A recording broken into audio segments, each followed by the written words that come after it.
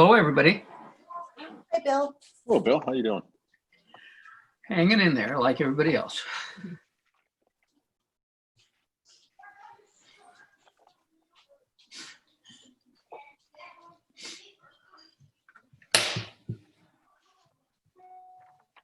All right, Rob, we're good to go whenever you want to start the meeting.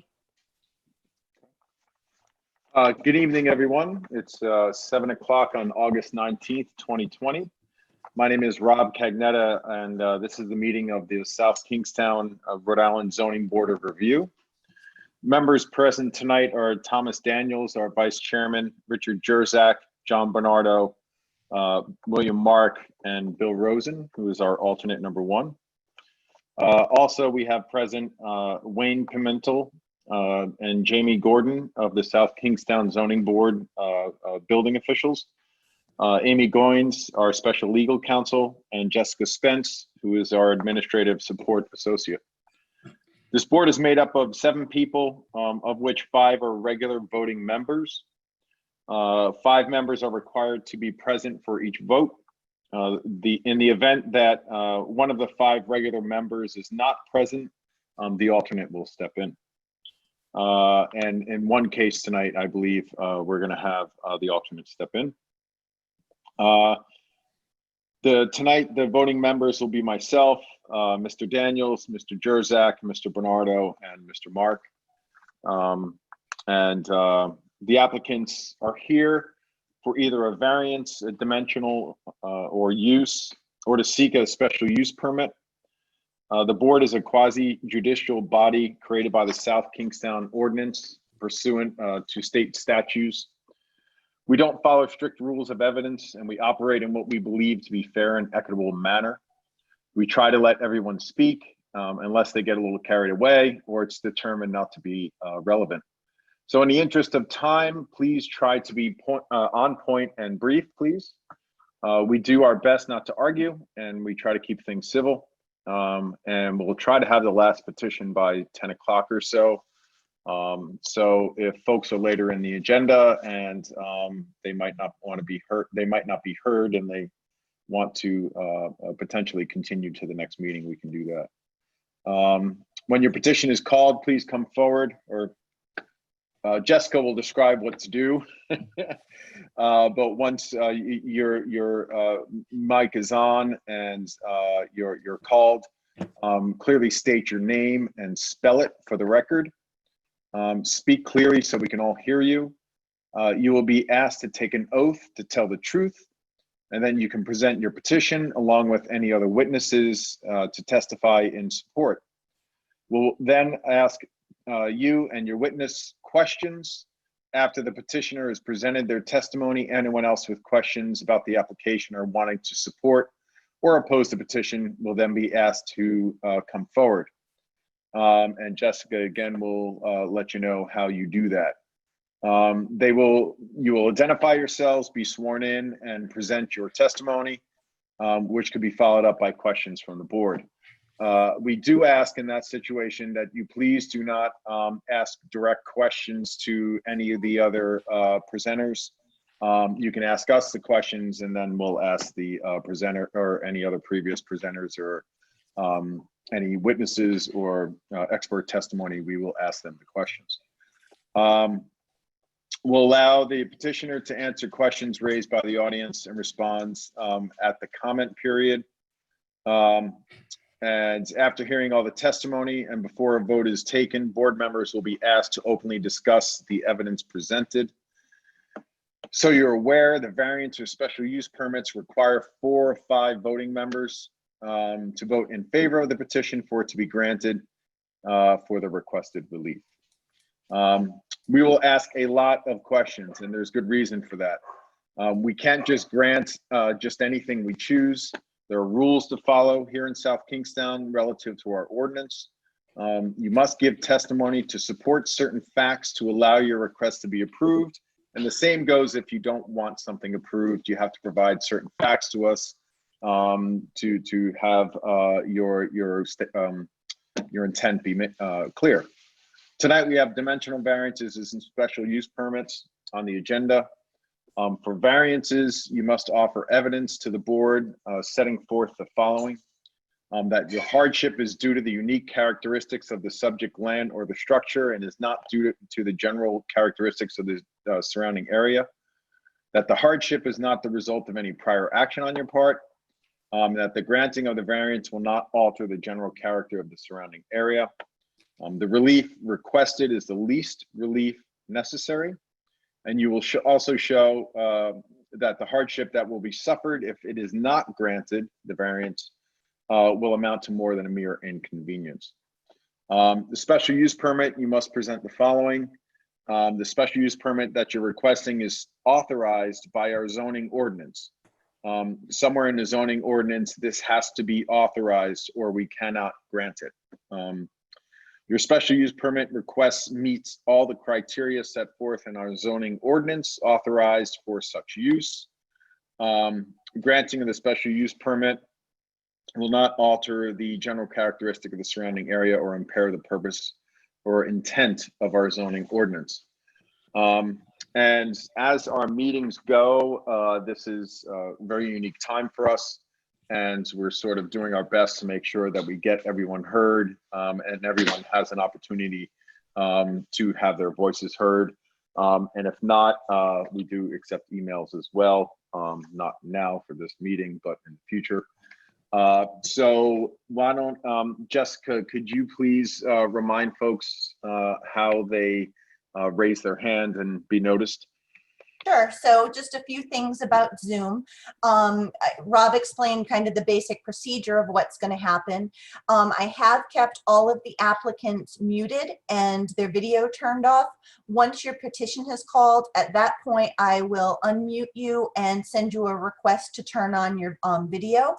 Once you are done giving all of your testimony, that is the portion where anyone who wants to speak either for or against the petition will raise their hand and you'll have a chance at that point to speak. To raise your hand, you are going to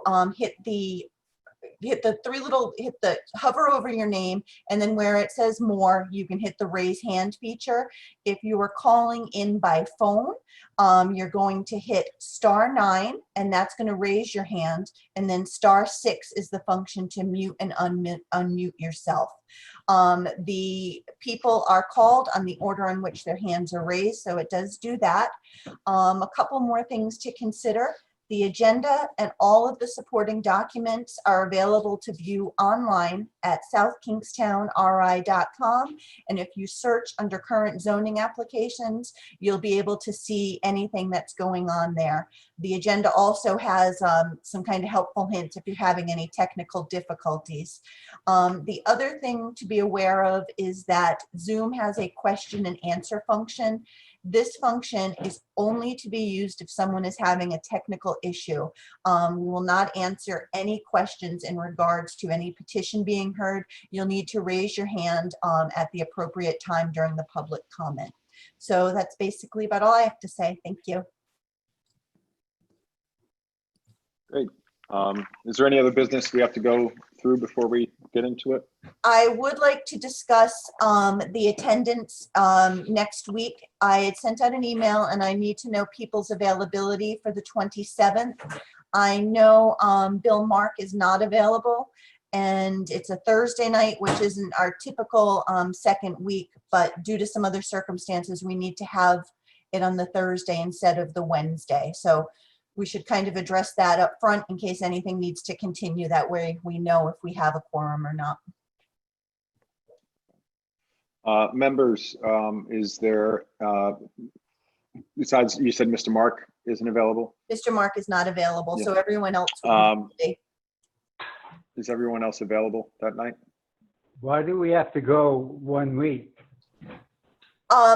Well, we can't do it on the Wednesday. We had a mailing issue with one of the petitions that they are requesting that it be heard sooner than later. And the soonest they could be heard is the 27th, which is the day after we would normally have our backup meeting. So Okay, so that meeting will be for that one petition and then any carryovers from tonight? Exactly.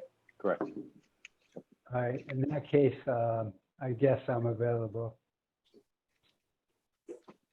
Thank you, John. The best I can do. Anyone else have an issue with that? No, That I'm night? fine. I'm fine.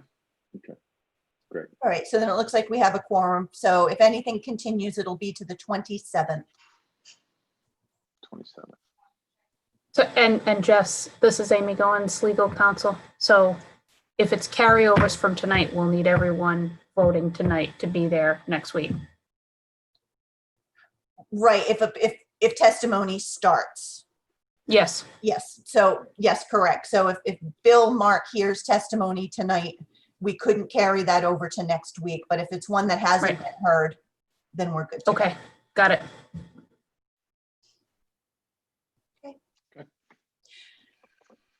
And, So will we do those Anything else, Jessica? continuances first?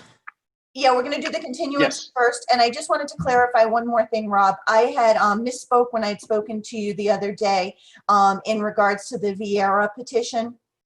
Bill Rosen will not be voting on that one. Everyone else would vote on that. Oh, okay, so it's not John, it's. Yep, I it's was mistaken on the members. Okay. Okay, that's it. I called him out in the opening, but that's all right. Okay, so we'll start off. There are two requests for a continuance. Should I read through the entire application or through the notice for the continuation, or I can just say the name, right? You can just say the applicant name, the property address, and what they're applying for. Okay. So the first is for the continuation of the petition of Daniel J. Cunningham. And this is a special use permit for the section 203 and 907. And the owner of the land is Jerry Brown Farm Association, Inc. And the owner of the dwelling is Daniel J. Cunningham for the premises located at 35 Fire Lane 2, South Kingstown, Rhode Island. Assessor's map 82-1, lot 11, and is zoned R80. This we have a letter from Mr. Kenyon.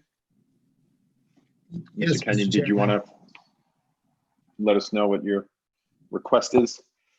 Sure. The board it's John Kenyon, attorney for the applicant, Dan Cunningham. The board may remember we were heard last month and we discussed the fact that we were going to get a decision from the building official and appeal that. And we did receive that decision.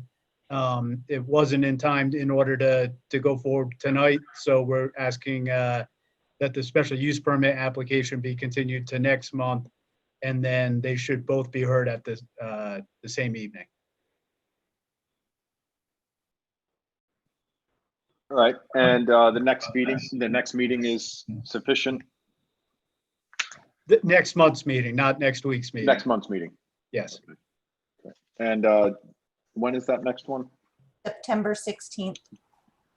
September 16th, okay.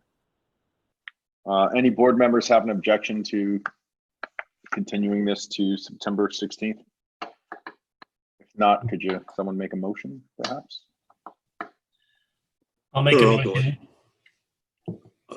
Tom Mark? Daniels, I'll make a motion. Okay, Tom. Tom Daniel, okay, Mr. Daniels. Continuation of the petition of Daniel J. Cunningham, which was read into the record by the chairman at the request of the applicant's attorney in order to appeal a decision of the building official. The matter will be continued to September 16th at our regular scheduled zoning board agenda. So I move passage of the continuation. Motion is made by Mr. Daniels. Is there a second? Second, Mark. Mr. Mark? Okay. Any discussion? Hearing none. Mr. Daniels? Aye. Mr. Mark? Aye. Mr. Jurzak? Aye. And Mr. Bernardo? Aye. Aye. And Mr. Cagnetta, aye. Motion passes. The second continuation is for the petition of N&N Associates, Inc. And they are applying for a special use permit for the zoning ordinance, section 301 and section 50415 and section 907. This is for the premises located at 703 Kingstown Road, South Kingstown, Rhode Island. Assessors map 57-1, lot 92. And this is a commercial highway district. And the use code 100 is for the marijuana related facility, or retail facility rather. Is there someone here in behalf of this? No, Attorney Callahan is representing, and I said he didn't need to be present tonight, that the letter that he sent would suffice. Okay. So should I read the letter into the record? You don't have to read it, Rob. This is Amy Goins. You can just indicate the gist of it. Okay. So on August 19th, the attorney James Callahan asked for us to extend to the September 16th because one of their witnesses, expert witnesses, couldn't attend tonight for a family emergency. So does anyone have any concern about that, or someone want to make a motion to continue to the 16th?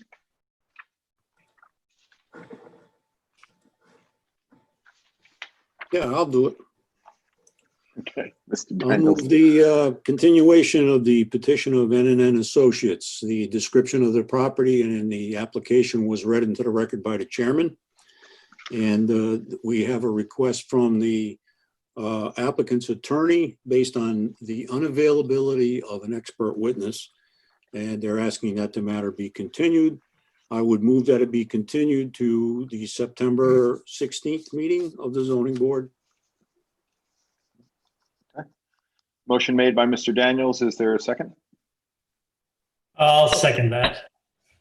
Mr. Mark for the second. Any discussion? None? Okay, Mr. Daniels, Aye. Mr. Mark, Aye. Mr. Jurzak, Aye. Mr. Bernardo, Aye. Mr. Cagnetta, aye. Motion passes the 16th. Okay. So the next is the petition of Manny Vieira. I think there's one, Mr. Roach. Excuse me, Rob. Isn't there one more continuance? The one that Jess asked the board about, the Venter 813 South Road. That's the one that's going to be bumped to next week. Oh, right. I'm sorry. Yes. That's fine. Venter. Yep. Thank you. So one other continuation for the petition of Geraldine Venter. This one is a dimensional variance, section 207. And this is located at 813 South Road. The petitioner made a request to continue till next week. This is should I explain the situation, Jess? It was just due to a mailing error on the legal notices. Okay. So they needed a little extra time. So next Thursday was the best time to do that. So does anyone have an objection or any discussion on that being next week, next Thursday? And if not, does someone want to make a motion for the 27th continuation?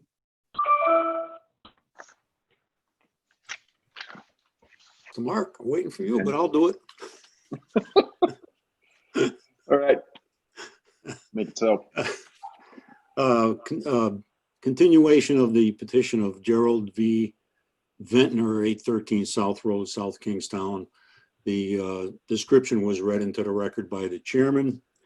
There's been a request for an expedited hearing, and the continuation will be on the continuation for the dimensional variance will be before the board on the 27th of August. That's next Thursday. At that time, it'll be placed on the agenda, and I move that the issue be continued. Very good. Can I get a second? I would love to second that one. Thank you, Mr. Mark. Counting on you. All right. Any other discussion? No. Mr. Daniels, Aye. Mr. Mark, Aye. Mr. Jurzak, Aye. Mr. Bernardo, Aye. Mr. Cagnetta, aye. Motion passes. Okay, so the 27th. Okay.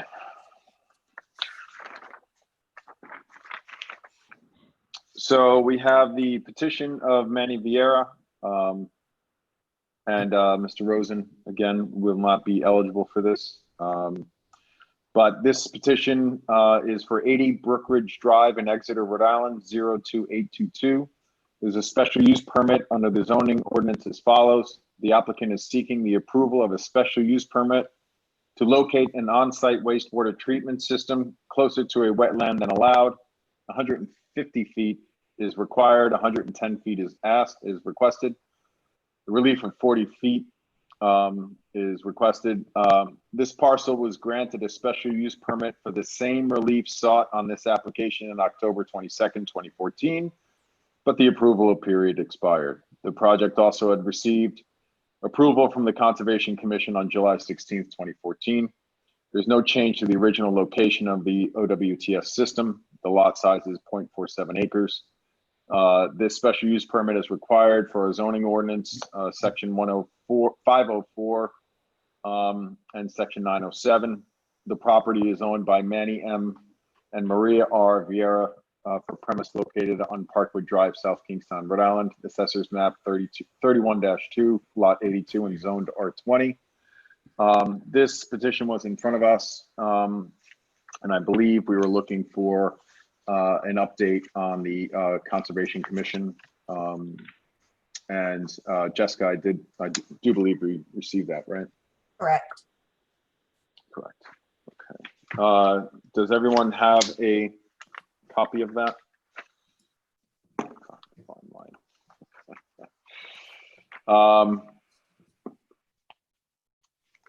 Jessica, do you have that in front of you? Would you be able to summarize that for us? Sure, give By me chance? a second. Sure. Sorry about that. I thought I had it right out.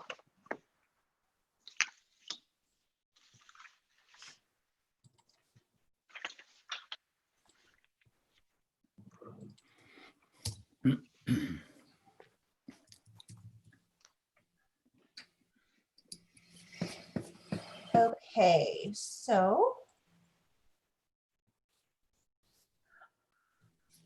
at a Conservation Commission meeting held on August 4th, they reviewed the previous application of Mr. Vieira, and following review and discussion, the motion was made to unanimously approve the Conservation Commission to allow the OWTS as previously indicated. So they made no updates to any of their concerns or recommendations Not relative that I'm to the aware of. location of it?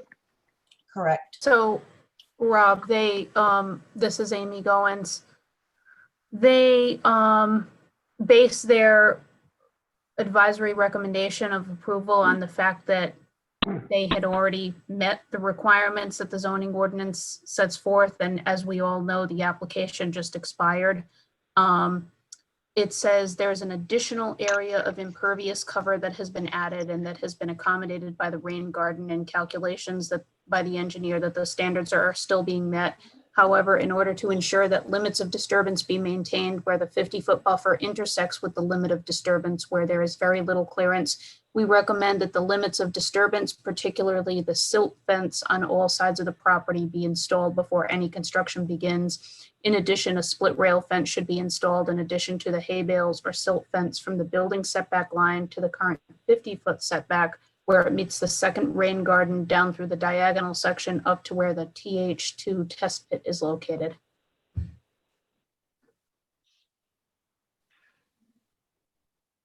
Okay. Because there were some concerns relative to this property.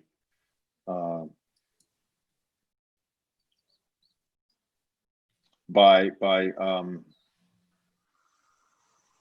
several neighbors, I believe. Yeah, there And I was guess the concern of the, yep. Yeah, Jess. There was testimony last month in regards to this from some neighbors. Looking quickly, I don't see them listed as the attendees. That doesn't mean they're not there, but I don't see anyone familiar, familiar from the last hearing. Because there was a lot of concern about drainage on the road. There was a lot of concern about the town's responsibility and the town managing sort of the stormwater, and some folks were sort of looking for the town to commit to having improved drainage in that area. But so that was the main concerns. But we were also looking for the consent and the Conservation Commission to make sure that they their recommendations didn't change.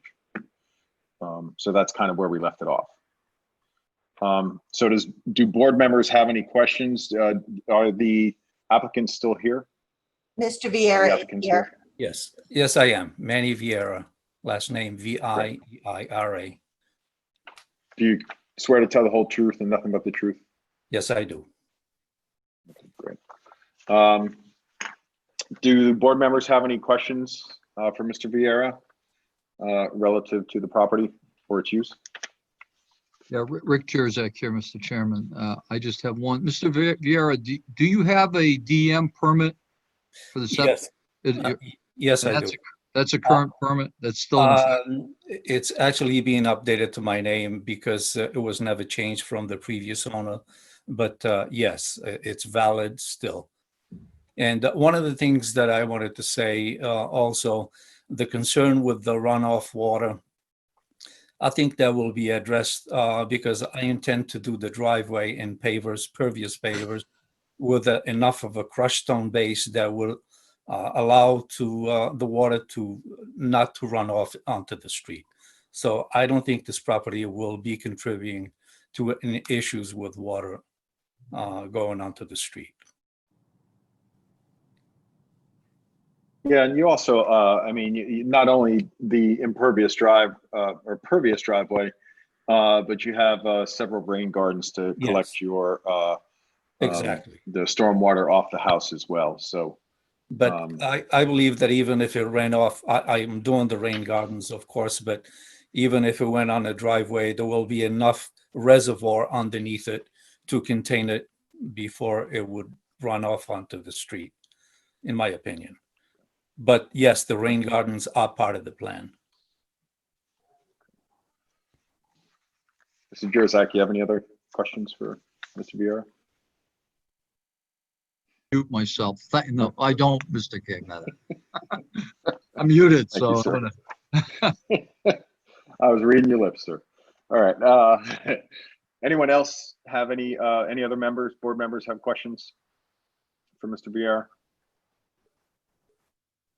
No. No? Okay. Thank you, Mr. Vieira. Is there anyone in the audience that wishes to speak in behalf for this petition? Again, if you're calling in by phone, *9 will raise your hand and then *6 will mute and unmute you. No one has raised their hand. Okay.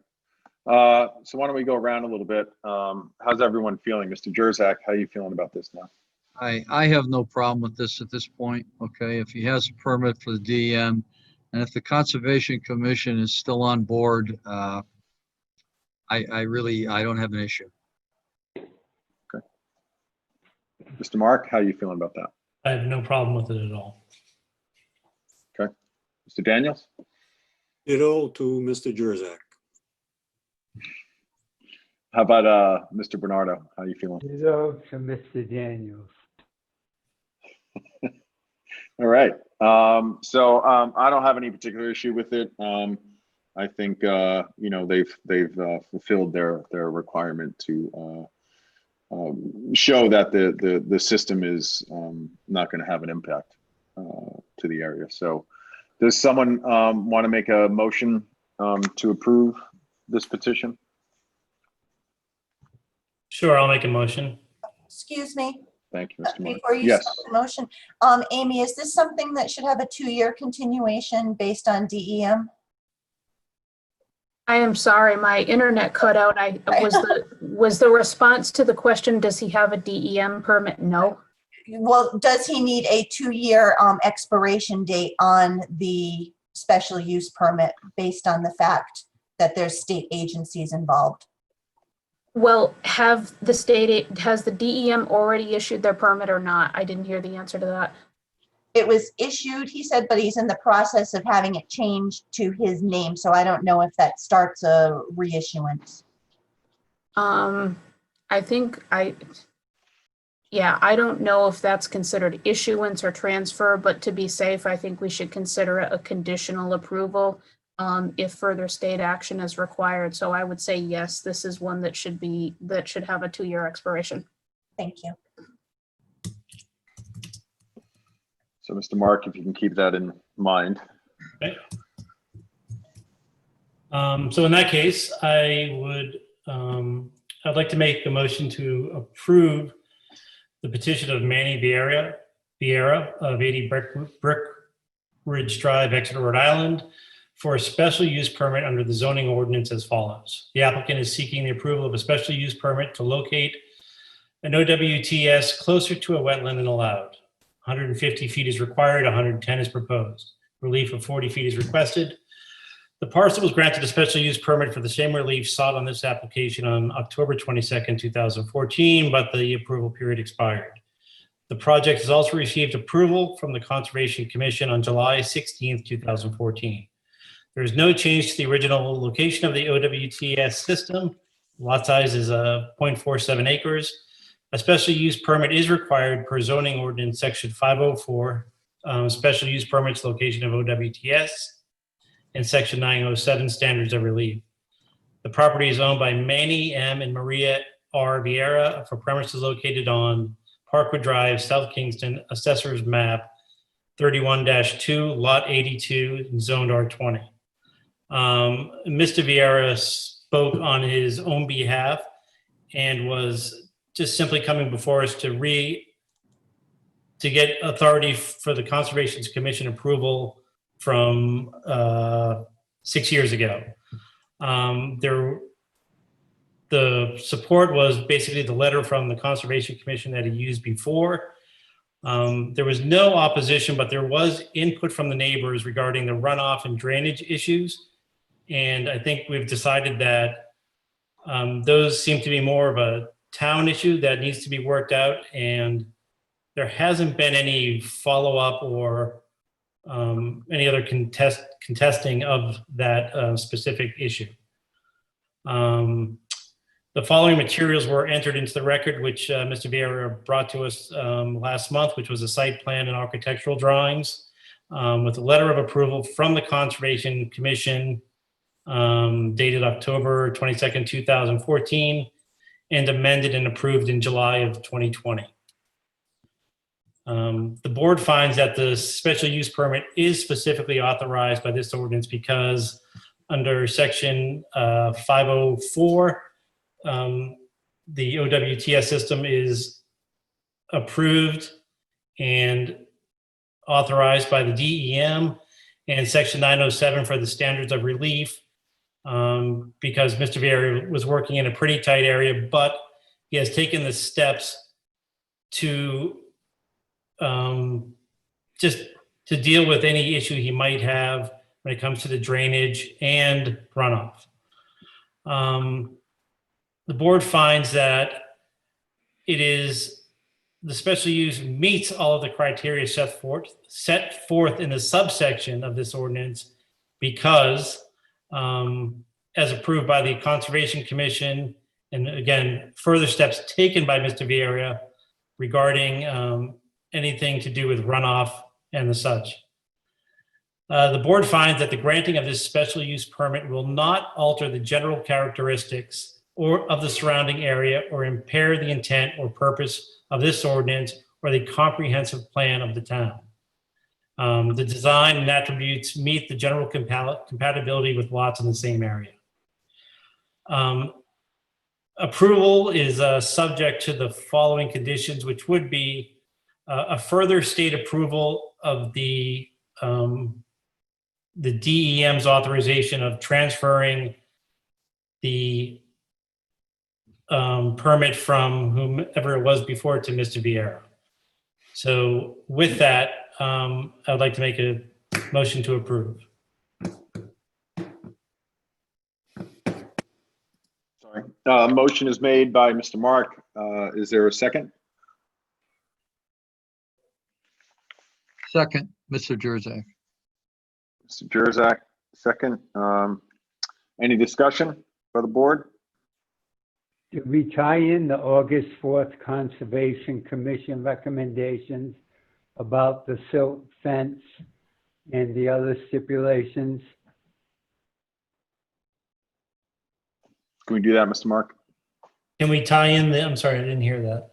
The Conservation Commission letter and the recommendations by the Conservation Commission? Yes, yes, I'd like to amend it and add into the fact that the Conservation Commission letter dated August of 2020, August 4th of 2020, with the specific conditions set forth regarding the silt fence and runoff in that letter, which I do not have in front of me. But That's fine. simply the conditions set forth in the August 4th, 2020 letter by the Conservation Commission. Great, thank you. Any other discussion? Or do you want to get a second on the amendment by Mr. Mark? Second, Thank you. Jurzak. And any other discussion? Nope. Hearing none. Mr. Mark, Aye. Mr. Jurzak, Aye. Mr. Daniels, Aye. Mr. Bernardo, Aye. Mr. Cagnetta, aye. Motion passes. Good luck, Mr. Barrier. Thank you very much. Have a good night. Thank you. You too. Okay. Next, we have the petition of Tower Hill Landings Annex LLC of 543 Thames Street, Newport, Rhode Island, 02840 for a special use permit under the zoning ordinance as follows. The applicant is seeking a special use permit to allow more than 3 unrelated individuals with a household occupancy. The applicant is proposing to construct 2 multi-household structures consisting of 2-bedroom units and 9 4-bedroom units total. The 4-bedroom units may be rented to more than 3 unrelated individuals. The multi-household use is allowed in the zoning districts. The lot size is 1.23 acres. The special use permit is required per zoning ordinance section 50414, which is the household occupancy by more than 3 unrelated individuals, and section 907 standards of relief. The owner is Tower Hill Landings Annex LLC for premises located at 2095 Kingstown Road, South Kingstown, Rhode Island, assessors map 32-4, lot 32, and is zoned R10 and CN commercial neighborhood.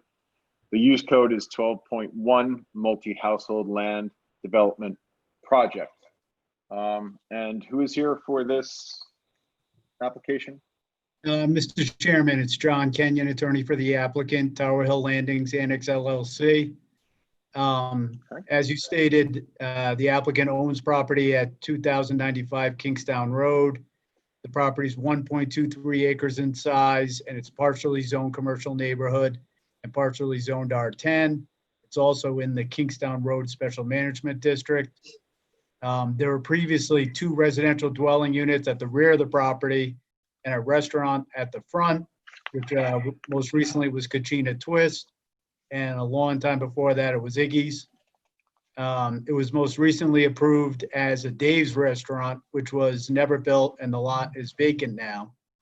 The applicant owns the multifamily residential complex adjacent to this property. They're proposing 11 dwelling units in 2 buildings located at the front of the lot. The units will be serviced by public water and sewer. The project meets the density and dimensional requirements under the zoning ordinance. There'll be 9 4-bedroom units and 2 2-bedroom units. One of the 4-bedroom units will be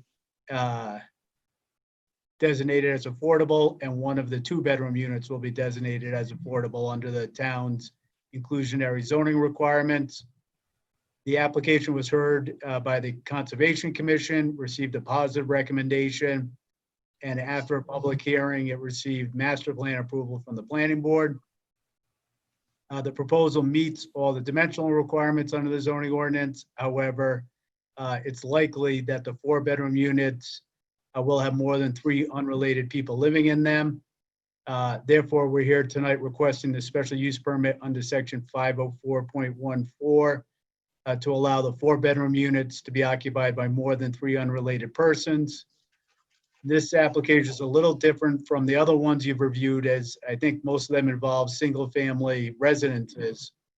And as opposed to that, this project's being designed for this type of use and meets all the requirements under section 504.14 of the zoning ordinance.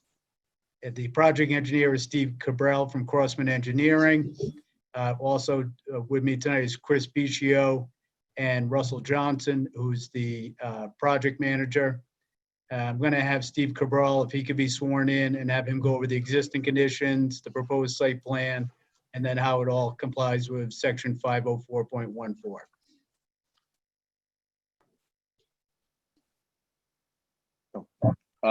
So is Mr. Cabral here? Yes. Ah, there you are. Mr. Cabral, do you swear up first, spell your name, please? Stephen Cabral, Steven, Cabral, Cabral, and I'm a licensed engineer with Crossman Engineering. Okay, and do you swear to tell the whole truth and nothing but the truth? I do. Great, thank you. Okay, what I'll do, I know you'll have a busy night, so I'll just briefly run through the project. And for the first discussion, I'm referring to sheet C1, which is in the plan set that I believe the zoning board members have. And that's an aerial image of the site. And basically, as Mr. Kenyon said, the site's a 1.2 acre parcel of land. It's immediately adjacent to the Tower Hill Landings apartment complex. So this will essentially become an extension of that facility. The land is directly opposite West Wind Road, which is a small residential development. And the site, as you can see from the aerial photograph, is essentially 100% developed. The front portion on this image, it shows the previous, oh yes, thank you. It shows the pre-existing Katrina Twist restaurant. And then you see the substantial amount of impervious paved surfaces and the 2 homes in the back. The land, it slopes gently from Route 108 towards the back, and off the property at the back left corner, there is a wetland on the adjacent property. And even though the wetland proper doesn't extend into the site, the buffers, the state regulated buffers of that wetland do extend into the site. But essentially, under existing conditions, all of the stormwater runoff discharges untreated. Essentially, it lands on the existing pavement and it flows freely towards that wetland in the back. And that wetland in the back is within the watershed of the Saugatucket River, which does have a TMDL, a total maximum daily load for different pollutants. So as we approached our new design, we're treating the site as essentially as a new development, and we're addressing all of the new stormwater regulations. The property also has public water, public sewer, so there will be no on-site wastewater treatment system needed. Okay, the next, if we could go to sheet C2, which shows the proposed development. And before I discuss the proposed development, I just want to touch briefly on the 2017 approval that we received for the Dan's Place restaurant. And what Dan's Place Restaurant was, and as I said, it did go through the full South Kingston Planning Board and Zoning Board process and did receive approval. That was going to be a new restaurant, which had 191 person capacity and a 70 car parking lot. And the access for that parking lot was going to be diagonally opposite the West Wind roadway. One of the prime benefits of the new housing development, it's very clear on this plan. You see that we're proposing no direct access from Route 108. So that potential traffic conflict with West Wind will be completely eliminated. We're going to provide new curbing along Route 108 so that the stormwater runoff from Route 108 can stay within the state DOT system. And all of the runoff from the new rooftops will be collected in an underground detention system, and then it'll be diverted into a sand filter system at the back so that the effluent leaving the site will be in full conformance with current standards. For the new paved parking lot, we're proposing to use a porous pavement. So from the surface, it'll look like your usual bituminous asphalt, but it'll have a higher air content, which will allow the runoff to infiltrate into the asphalt. And then we'll have a stone reservoir underneath the porous pavement, which will allow the rainfall to store temporarily and gives it time to infiltrate into the underlying soil. For the access, we're going to share the Rollins Drive roadway, which services Tower Hill Landing today. Okay, the next, if we can go to sheet C5.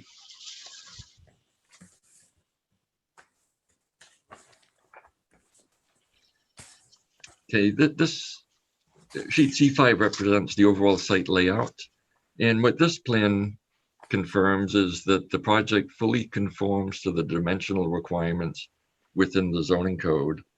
And what we have, I know in your plan you see essentially 7 boxes, but those are really 2 individual buildings. The building on the left will have 4 units on the first floor, 2 units on the second floor, and the group of 3 rectangles on the right, that actually represents building 2. And building 2 will have 3 units on the first floor and 2 units on the second floor. And even though it shows very lightly on the computer image, the floor plans of those units are in the upper left corner of that plan. Now with the 11 units, we will have 40 bedrooms and a total occupancy of 40 residents. Therefore, we're proposing 44 parking spaces so that we meet the bare minimum, and we have 4 additional spaces. And as I mentioned, this will tie into public water, public sewer. We did receive confirmation of service from the South Kingston Sewer Department, as well as the Kingston Water District. Okay, the next item I want to briefly touch on would be the requirements of section 504.14 of the zoning ordinance. And I'll just quickly run through those. First, the property is in full conformance with the town zoning ordinance and the Rhode Island State Building Code for the proposed occupancy. 2, there is at least 1 parking space for each proposed occupant. The proposed parking area will be pervious or impervious. However, there shall be no parking on lawn areas. The proposed parking areas will be limited to occupants of the property and their guests. There shall be no rental or use of parking spaces by non-occupants. There shall be at least 330 square feet of gross leasable floor area of the building per proposed occupant. There shall be a minimum of 70 square feet of bedroom area for bedrooms containing 1 occupant. There shall be a minimum of 100 square feet of bedroom area for bedrooms containing 2 occupants, and there shall be no more than 2 occupants per bedroom. Now, the property is a multifamily building, and it has been designed to maintain a residential appearance, although it's a multifamily building. The owner shall file with the town the name and contact information of the person or agency acting as the property manager, and all complaints and notices of violation shall be forwarded directly to the identified property manager. The owner shall also apply for a tourist accommodation license with the town council. If the tourist accommodation license is not granted or is revoked after a show cause hearing, the special use permit will become null and void. So I know what I did is give a very quick overview, but with the Zoom meetings, I've learned that sometimes it's best to get quickly to the Q&A session. Mr. Chairman, can I ask Mr. Cabral a couple of questions? Of course. Steve, you discussed the new entrance. Does the design provide for adequate ingress and egress into the property? Oh, yes, definitely. And actually with the proposed design utilizing Rollins Drive, we believe, as the engineers, that there'll be less of an impact on Kingston Road as opposed to having its own independent access. So, and we do feel that the existing Rollins Drive is adequate to service the facility. Plus, one item I should have noticed or should have mentioned is that we are proposing a new sidewalk which will extend across the frontage of the new facility and will extend all the way to Rollins Drive. And the reason for that sidewalk is to allow easy access for the residents to reach the bus stop. Thank you. And Steve, will any the proposed lighting, will they be residential in nature? They will. All the lights will be residential in nature. They'll be shielded. They'll be dark sky compliant, and we'll certainly go through the details with the planning board as we proceed to the next step. And does the plan provide for adequate trash storage on site? It certainly does. At the back left of the property, at the rear of the parking lot, we're providing an enclosed dumpster, which would be utilized by the residents, and of course maintained by the property manager. And Steve, to clarify, in 2017, they received approval for the Dan's restaurant, but since that time, we've also gone back to the Conservation Commission and Planning Board for this project and received master plan approval. Is that correct? Yes, we have. And I would like to add the Dan's Place restaurant was a much more intensive use. For example, there was more traffic, there was much more impervious. And that project did successfully go through the DEM and the DOT permit process. So this project is certainly beneficial from a traffic and environmental perspective.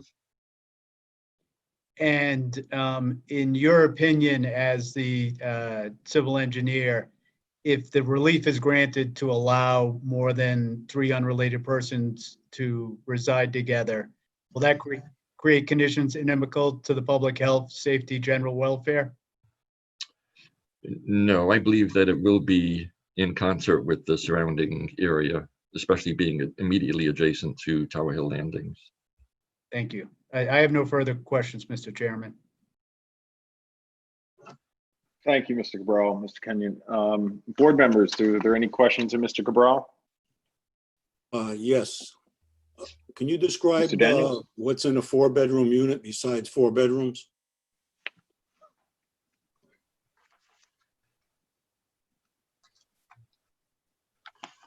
Mr. Cabral or Mr. Kenyon? Oh, yeah, I was just looking for the floor plan. Mr. Kenyon, that may best be answered by Mr. Vicios, who's here tonight, I believe.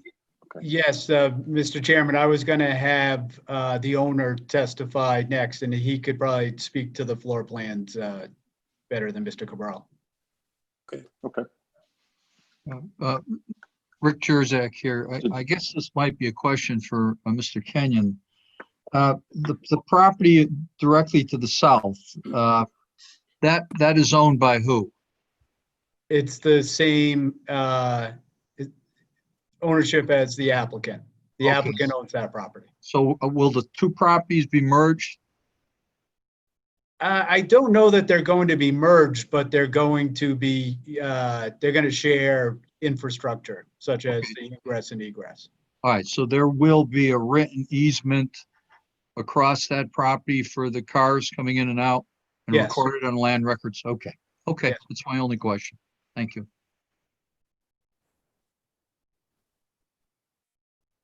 Any other board members' questions?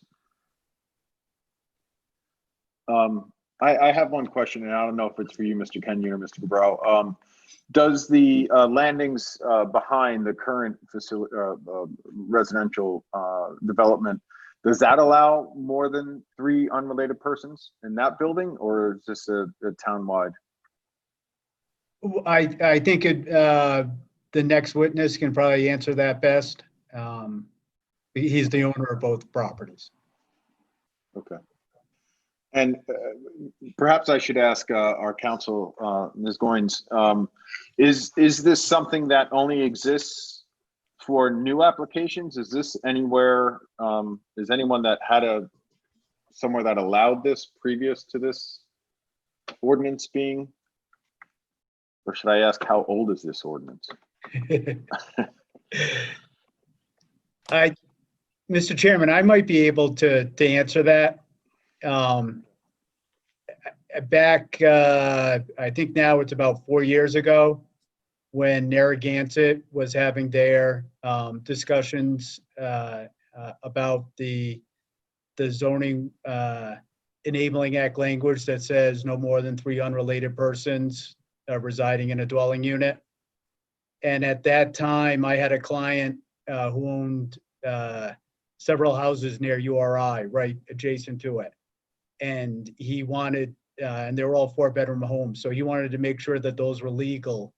So he had me prepare the zoning ordinance language, which became 504.14, so that people with more than 4 unrelated persons or more than 3 unrelated persons living together could legalize it through the special use permit process.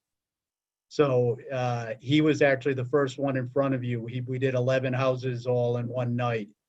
And I know there's been a couple, at least 2 or 3 more since then. Amy, you probably saw them all. Yes, and it'll be 4 years in March. So John, your memory is spot on. So does this mean that there are no dwelling units in South Kingstown that house more than 3 unrelated people? No, there are plenty. I'm sure there are plenty of them that may be in a legal non-conforming state, right? Okay. Or they just haven't complied, because unlike Narragansett, South Kingstown really hasn't tried to enforce that part of the zoning ordinance. Okay. Right, Narragansett I won't also get has too- yeah. I don't want to get too deep into it, but I didn't know if there was any other context that would help us sort of understand why we may not have heard this before now. So, Mr. Chairman, if I may, this is probably, as far as I know, the first multi-family development that's been reviewed by the planning board that had 4-bedroom units in it that would have required this type of relief. okay.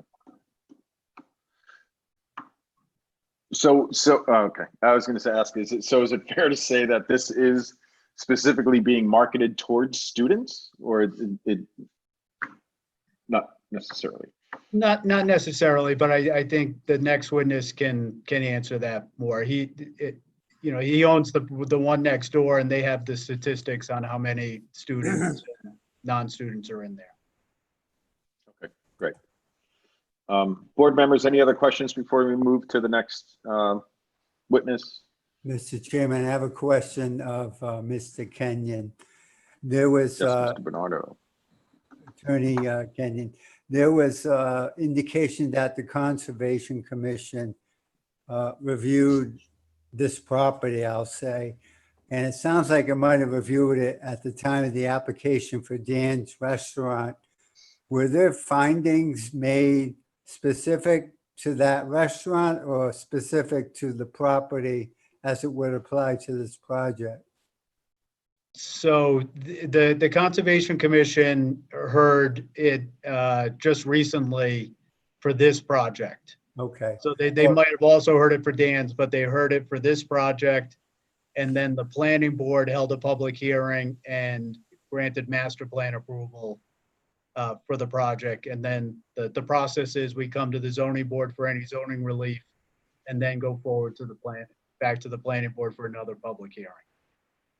So we don't have to incorporate, if someone does a motion, they don't have to incorporate the findings and recommendations of the Conservation Commission because they're already in master plan approval? That's correct. Okay, thank you.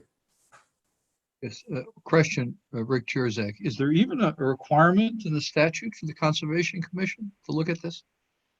No, but because this was a new project, it was reviewed through the major land development regulations as opposed to the zoning ordinance regulation. So they don't give a recommendation on our request for the special use permit.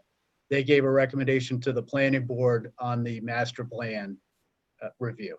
Okay, thank you. Okay, your next witness, Mr. Kenyon? Sure, Chris, if I could have Chris sworn in. Where's Chris Bischow with the flag. I'm right here. Oh, all right. Thank you, Mr. Bischoff. Could you please spell your name? Sure. Christopher Bischow, CHRISTOPHER, Bischow, BICHO. And do you swear to tell the whole truth but nothing but the truth? I do. My arm's gonna fit in there somewhere. There we go. I do. So, God, Mr. Kenyon. so Chris, are you one of the members of Tower Hill Landing Annex LLC? Yes, the ownership is exactly the same for both parcels. And does that company own both properties, including the one at 2095 Kingstown Road? Yes, it does. And how long have you owned the adjacent property? We've owned the adjacent property since 2011. And can you explain to the board your operations on that property? Sure. It is a 132 unit multifamily project, mostly comprised, built in 3 phases in the 60s, the 70s, and the 80s, comprised of 1 and 2 bedroom apartments. Upon purchase, we added a leasing center, which allowed us to lease apartments and have our management staff centered in the middle of the property. We've also done extensive capital improvements to the buildings themselves and added a dog park. And when Dan's place did not go forward, and we were working with Dan before this to kind of interconnect the property so our residents obviously could benefit from being next to a restaurant. But when Dan decided not to go through, we saw this as an opportunity to improve our curb appeal drastically, as opposed to a vacant lot, and proposed these 11 units. We've worked with Jason Parker at the planning board, and we've comprised these 11 units, which will be, they will be marketed towards students, but the reality is we probably will get a lot of students who live there. Currently, of the 132 units, we have about 25% of all residents at Tower Hill Landings are students, both undergraduate, graduate, or they're associated with the university. I mean, we're 1 mile away and we're on a bus stop that goes right to the university. So we're an extremely convenient living situation for people attached to the university. And we did have a preponderance of international students, but as you can imagine, with the COVID situation, we lost a majority of those. And then we picked up to backfill those apartments, current URI residents, because the university cut housing so deeply on campus. So we have a full staff there, a manager, assistant manager, a leasing specialist. We have 3 maintenance people, a maintenance supervisor. We have 24/7 maintenance. And we usually, and currently we do have someone living there who is on staff, but I would say, you know, it's very rare that we don't have somebody who lives there, who works for us, who also, you know, doesn't live on staff. Most times a staff member will live on the site. And Chris, do you own any other multifamily properties in the state? Yes, you know, we have about 1,500 apartments in Mass, Rhode Island, Connecticut. In Rhode Island, we are also have 270 units over in Middletown, along with a large hospitality portfolio in Newport. And one of the questions earlier from one of the board members was about whether you knew you were going to have more than three unrelated persons. Are you asking for this relief just to be safe in case, because you don't know who's going to rent them at this time? Yeah, I mean, honestly, we have 69 4-bedrooms over in Middletown, and we have a waiting list. I'm not kidding you. We have a waiting list a mile long for 4 bedrooms. There's just a lack of large bedroom housing in the state on the rental side. So, I'm not 100% convinced there'll be student housing. I think it's going to be a combination, quite frankly, of both. They're just, they're just families, and even, double families who live with us in 4-bedroom, housing. So it's to be determined, or I guess to be seen what the market bears. Yeah. Thank you. I have no further questions. Board members, any questions for Mr. Bishop? Yes, Mr. Daniels, Mr. Daniels? can you Yes. tell me the layout of the 4-bedroom unit? Yeah. So the 4-bedroom units have 4 bedrooms, 2 full baths, kitchen, living room. Kitchen has an island in it. They have washers and dryers in them. I believe they're roughly about 1,400 square feet.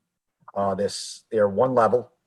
And the bedrooms are good sizes, anywhere from 120 to 130 square feet. So, there's plenty of, livable space for 4 people. And the affordable unit, 4-bedroom unit, same size? They're same, everything's the same. They'll all be built the same. So on the affordability, whether it's to be determined which ones. We have 2 designated, but obviously, depending on the demand and the supply and working with the town on those 2 units, they may move around. So all the units will be alike. Okay. Now, I have one question, Rick Kurzak here. In your present project, do you have, are they all 2-bedroom units? Both 1 and 2-bedroom units, about half and half. Do you have more than 3 unrelated people in any of the 2-bedroom units? If they're no, not unrelated. I mean, it's pretty rare. None that we know of. I mean, we don't take applications typically for that. It's just not very conducive. They're fairly on the smaller side, except for the ones that were built in the 80s. All right, that's it. So I guess, Mr. Daniels, I guess my other question would be, since this is a new project, starting from ground zero, it's not an existing building or an existing structure. Why couldn't you just do 3 bedrooms per unit, which would result in maybe 5 less individuals? If my math is correct, it may not be, instead of going to 4. Well, I mean, it becomes economics, really. 4 bedrooms rent for more than 3 bedrooms. Okay, that's fair enough.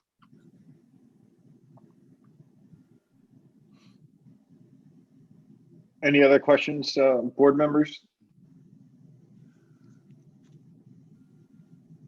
So, Mr. Bishop, I have a question about when it comes to sort of the cost of doing this. I guess my concern is that we're going to be packing in a lot more than just for the sake of the savings and cost. Is it? I mean, who sort of is going to monitor who's staying there and sort of just the behavior of folks inside their units if they're a disturbance to neighbors? So let's say only one of them is rented to students and the rest of them are to families. Sort of aside from the police, who's going to help sort of maintain order amongst residents? Is there someone on site that is going to be sort of a responder of concern? So because it's rental units, right? Yeah, it's rental units. That's a good question, Chairman. So first of all, our office is open 7 days a week. We're open from 8 a.m. in the morning till 6 p.m. at night, and we have a emergency call number available 24/7. So, in Middletown, we housed 39 units of Roger Williams University students at one point. If there's a disturbance, they'll call our hotline, our 24-hour service right away. And usually they get a hold of a manager or a maintenance person will come out there if there are any issues. I will say, even with the number of students we do have at Tower Hill Landings, which are quite a few, if you think about 132 units, we probably have close to about 35 to 40 units with students. We rarely have any problems. So, and in terms of that person that is responsible to respond, they're nearby. It's not as if they're coming from Portsmouth or Middletown. That's right. It's usually a person on site, who's living there currently. Mhm. And that can be a leasing specialist, could be a maintenance person, someone like that. And is there some sort of something written into the agreements that talks about sort of best behavior? Oh yeah, we have a handbook. we have rules, regulations, and policies. They're attached to every single lease. And it's just not students. Believe me, we have adults who get out of hand and end up losing their apartment because of domestic violence or disturbance.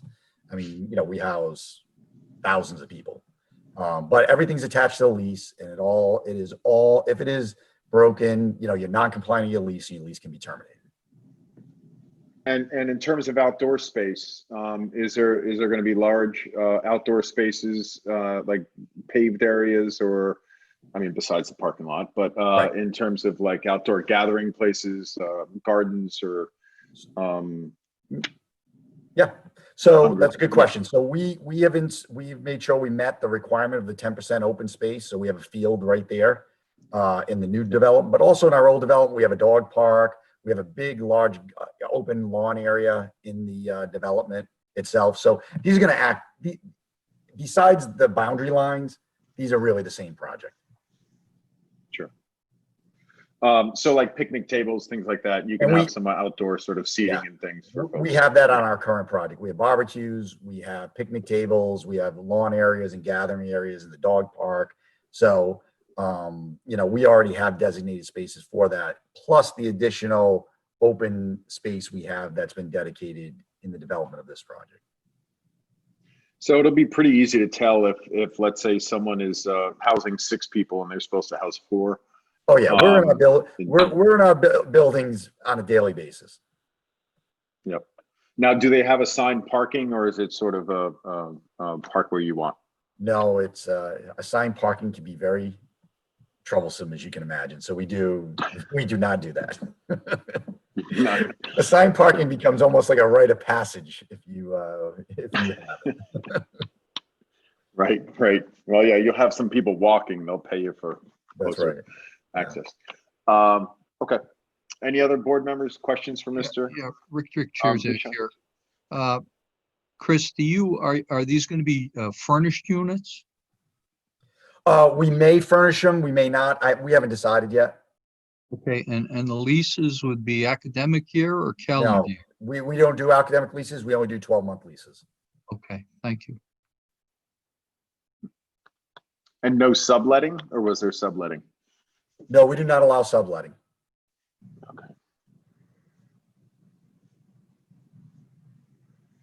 Okay, anyone else? Questions? No. Okay, Mr. Kenyon? Thank you, Mr. Chairman. I just wanted to clarify with Chris, the office you're talking about, that's on site, right? That's open. Yeah, 8 till 6. that's correct, John. It's a 1,200 square foot office. We have offices in there for the manager, the assistant manager, maintenance operates out of the basement. So yeah, it's fully staffed, fully opened, and someone is there 7 days a week. And on top of that, I think you mentioned that you oftentimes have one of your staff members that will be living there also? Yeah, we typically offer anybody who works for us a discount to live on site. It's a kind of an incentive to do so. Thank you. Mr. Kenyon, Rick Cherzak. So in the ordinance, the property manager, that would be the property manager that would be designated? Is that what we're talking about? The one that's on that on-site? That's correct. One of the, I don't know if it would be the one that's there all the time, but the ordinance requires that the town have that there be a designated property manager that they can contact. Now, Christy it doesn't Davidson is the normally- property manager, and she's responsible for that property. So she would be the person that would be on the contact list. So that's the present property manager that's there. Okay. That's correct. Okay. Right. Yep. In most circumstances, we're dealing with single-family residences, and the property manager is not on site. But the ordinance requires that there be somebody designated in case there are problems that the police or the town can contact. Okay. In this case, it is on site, so it's even better. Okay. Good. All right, Mr. Kenyon. Anyone else? I have no further witnesses, Mr. Chairman. We can answer any questions the board has, or if there's anyone here in the public. Okay. Any other questions by board members of Mr. Kenyon or any of the witnesses? Nope. Okay, Jessica, could we remind folks how to raise their hand or make themselves known? Sure. So if you're calling in by phone to raise hand, it is *9, and then *6 will mute and unmute you. And if you're on your computer, if you hover over your name, there should be a little icon that pops up that says raise hand. So please, anyone that wants to speak in behalf or opposed to this petition, please raise your hand. There's no one, Mr. Chairman. Okay. So board members, how are we feeling then about this? Mr. Mark, how are you feeling? Pretty good. I think it is less impactful than a Dan's Restaurant would have been. For me, I think the issue that seems to come up, especially on Westwind Road, is like the vehicle flow coming off of Kingstown Road and onto Rollins Drive. Just seems much more beneficial for those around there. So I think everything is well addressed. So I'm in support of it. Okay, thank you. How about you, Mr. Bernardo? It's a smart move for the town. Period. All right. Mr. Daniels. Well, it's hard for me to conceptualize that this isn't any more than student housing. In 2017, the council passed a 3-bedroom ordinance. Obviously, it was heard, it was vetted, and it passed for specific reasons. And I have a little bit of trouble trying to get beyond what the intent of the council was when they passed that ordinance for 3 bedrooms. It's also hard for me to understand that 4-bedroom apartments are in great demand, especially in a suburban area like we're in. So I'm not all that comfortable with extending from 3 unrelated to 4. Okay. Mr. Jerzak, how do you feel about that? I'm in favor of it 100%. I think it's a great use for the site. I think Mr. Kenyon and Mr. Cabral and Mr. Bishio have done a good job of stating exactly what the ordinance calls for. And I think they've met their burden here. And I'm going to vote for it. Okay, Bill Rosen, how are you feeling about that? It seems like a good idea to me. I'm kind of with Mr. Daniels in that I think that it's probably going to be totally taken over by URA students, and I can't imagine 2 families moving in there together, but it seems like a good idea for the town, and that has been an empty lot for a long time. I've gone up by there often. I've gone down Rollins Drive to pick up people at that apartment building. It's a lot easier to get into that area than it used to be to get into Iggy's or any other restaurant that was there. And it's always dangerous coming out onto the Kingstown Road. So this seems to be an improvement, but again, I have some thoughts about what Mr. Daniels said. So, but I'm not voting, so I'll leave it there. All right. So I believe, Mr. Kenyon, you said that there was no real desire by them to combine the lots, right? Even though they'll be straddling, the buildings will be straddling some of the property lines, right? Technically. Technically, no, I think it's straddling the zoning. Oh, I'm sorry. Okay, it's zoning. It's the zoning line. I'm sorry. Yeah. So this is one lot. All right. Sorry. But in this case, though, even though we have the same owner from the front and back, this special use is just for this property, correct? That's the correct. request for the special use. Yeah. So if for some reason this lot was split off, the management that we have for the landing behind it wouldn't necessarily go with this property, meaning the oversight that's in place right now wouldn't necessarily go with that. That's correct. Makes sense. And these are all 4-bedroom units in these 3 buildings, or 2 buildings. What are we considering these 2 buildings, 3 buildings? We're proposing 2 buildings. There's 11 dwelling units and 9 of them are 4-bedroom and 2 are 2-bedroom. Okay. Because I guess what I'm getting at is my concern. You know, I think at the time of applying for this, I think the infrastructure is in place to have good management of this. The numbers are there. They have enough people in the office. They have enough staff on site to take care of sort of both properties, and make sure that residents are sort of following the rules. So my concern, I guess, is that if they were for some reason split off and this becomes sort of a just a different intensity, because it's even though we're considering it part of 2 parcels, because it's one company owning 2 buildings adjacent to each other. Can I speak to that, John, real quick, Chairman? There's no way Yes, we would please. allow anybody to have access to a property that we don't own through our property. And it would be the only way for them to access it.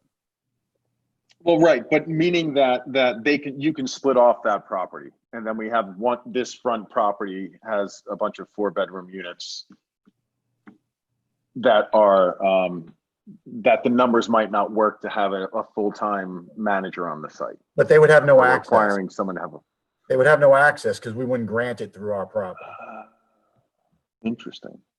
Well, isn't that what Mr. Jerzak asked at the beginning? It's going to be in the deed that someone will be allowed to drive through your property to get to this other property, even though it's your own? Right, but it would be we wouldn't give it to somebody else. We just give it to ourselves. Right. Right. Can you do that? Can you just be the only one absolutely. that uses your easement? It's my easement. I can do however I want to write it. So Mr. Chairman, there might be an answer to the issue you're bringing up in the ordinance, because these special use permits, unlike all the rest of your special use permits, expire after 3 years. So you have to come back in here every 3 years and ask for this again. So if there has been a change of ownership and there's no longer the same type of management, then you would have that in front of you. Right. So, and they can still rent to families. They can still rent to others that are related. Exactly. Okay. No, that helps, Mr. Kenyon. Thank you. And if I could address one of the statements made earlier, the no more than 3 unrelated persons statute, that's actually language from the I think it was first in your zoning ordinance in 1994 after the Zoning and Enabling Act had it in its language. So this has been in the zoning ordinance for 26 years. It was just never enforced. It wasn't until the town of Narragansett moved ahead with trying to enforce it that this became an issue.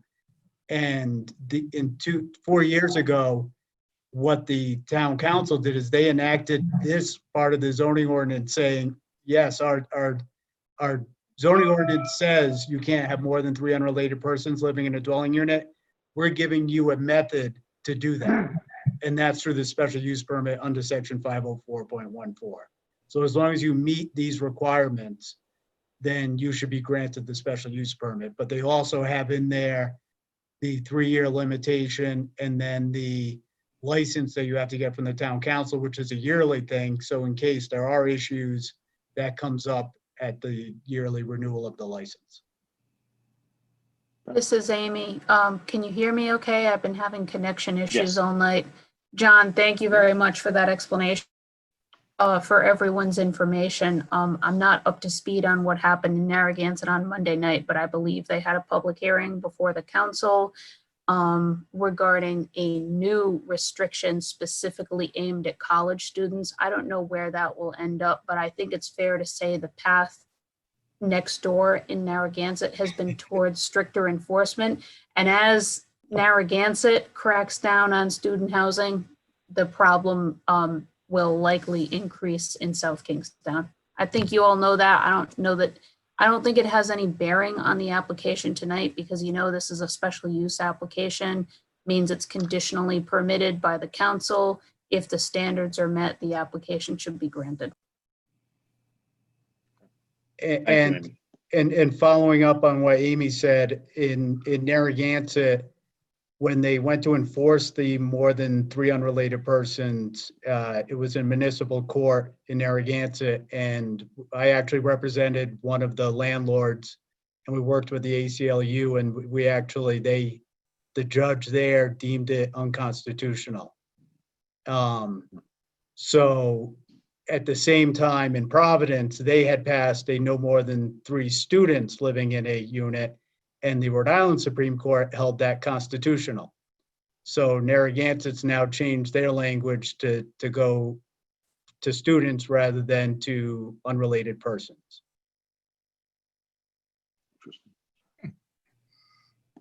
Does that help everyone? No, it does. I mean, it helps me, I think, understanding that there's a 3-year that they have to come to renew. Because I think, while I appreciate the management that they're doing over at the landing, I'd like to make sure going forward we have the necessary protocols to clamp down if necessary. So, so I don't have a problem with it. So, any other discussion by anyone, board members? If not, is there anyone that would like to make a motion? Yeah, Rick Jerzak, I'll give it a shot. Thank you, Mr. Joseph. All right, I make a motion to approve the petition of Tower Hill Landings Annex LLC with regard to property located at 2095 Kingston Road in South Kingstown, Rhode Island. Okay. The petitioner was represented by Attorney John Kenyon. Okay. Mr. Kenyon brought forth 2 witnesses, Stephen Cabral, who is a civil engineer with regard to the property, CABRAL, as well as Chris Bichio, BICHIO, who I believe is one of the owners, one of the members of the LLC, which is the owner of the property. Okay. There was no one else who spoke in opposition whatsoever. Okay. There were many questions of the 2 witnesses and of Mr. Kenyon. Okay. The project consists of 2 buildings. Okay. With 40 bedrooms. Okay. There will be 44 parking spaces, all right? The property or the project got master plan approval from the planning board. And I'd like to make reference to that, please, and make that part of the record. A conceptual master plan for proposed 11-unit residential development, Tower Hill Landings, Annex LLC, dated May 1, 2020, okay? Just going through this, we're dealing today with 50414, because what we're being asked is to allow more than 3 unrelated persons, okay, to occupy a residential dwelling unit, okay? And just going through that ordinance fairly quickly, okay? I'm going to make a few comments to just state what evidence was presented, all right? All right, number 1, okay, the property is in conformance with all other town zoning ordinances, all right? Number 2, there is going to be at least 1 parking space for every potential tenant.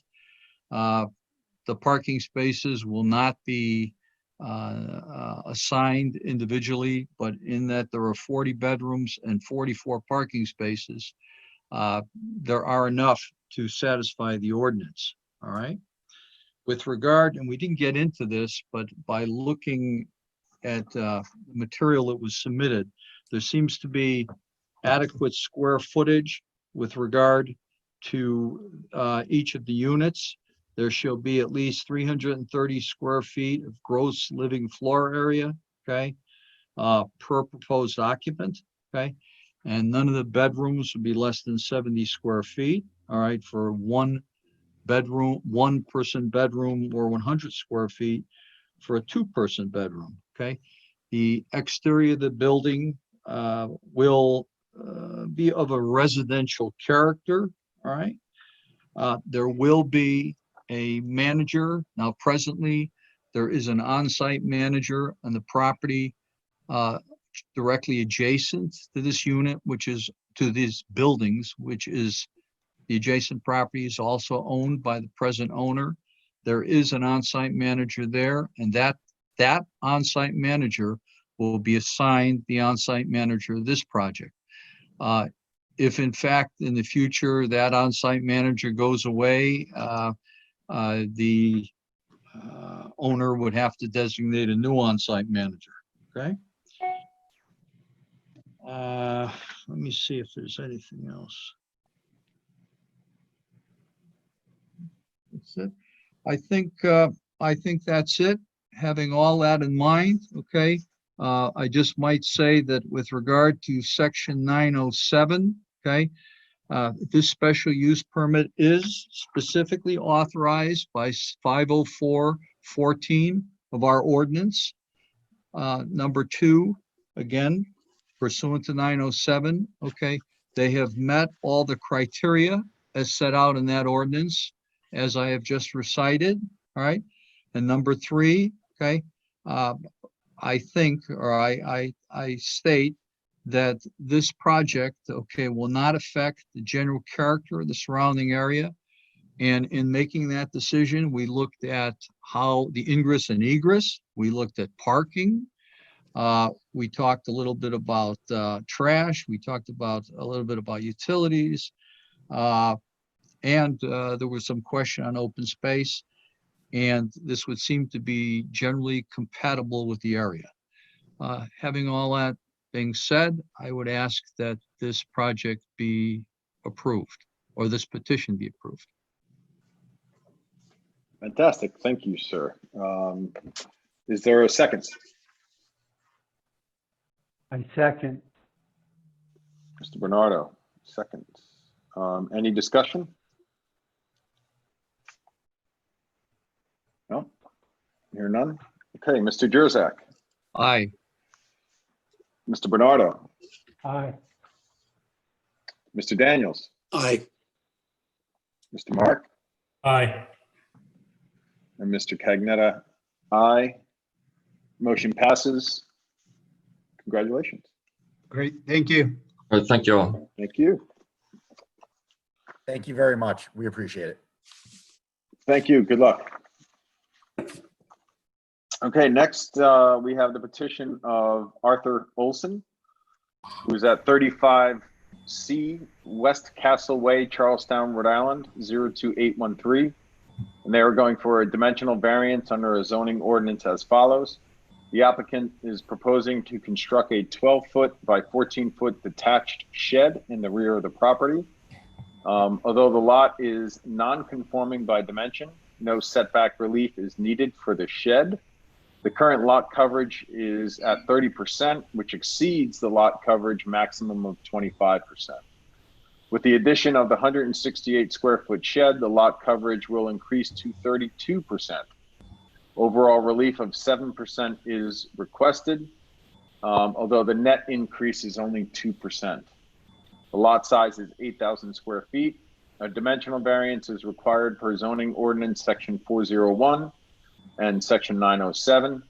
The owner of the property is Barry F. and Annabella Olson for premises located at 17 Liberty Street, Assessor's Map 56-2, Lot 99, and zoned R10. Is there anyone here for this petition? Yes, Arthur Olson, ARTHUROLSEN. You're ahead of me, sir. You swear to tell the whole truth and nothing but the truth? I do. Excellent. So, Mr. Olson, what is it that you would like to do? Well, just briefly, the 30% site coverage has probably been 30% for decades. The garage was joined to the main house 2 years ago and turned into a master suite. All of the tools and gardening equipment that was in the garage are now spread beneath the deck and all over the place. And my son, the owner, was hoping to build a shed when he did that. So we're applying now to build a shed, and was a little surprised that we had to get a variance to do that, but here we are. All right. So you didn't build the shed yet? It's not okay. No, sir. We don't have a permit to do that. Well, thank you. Okay. Board members, any questions for Mr. Olson?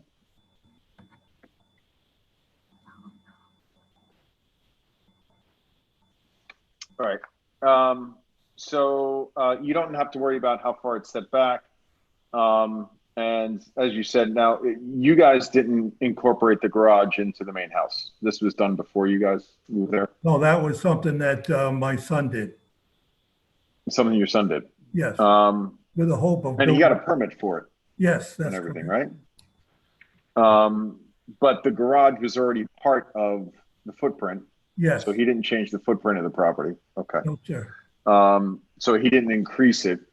And so you're increasing it because of a shed. Right. And I don't mean to laugh at it, but but so is, okay.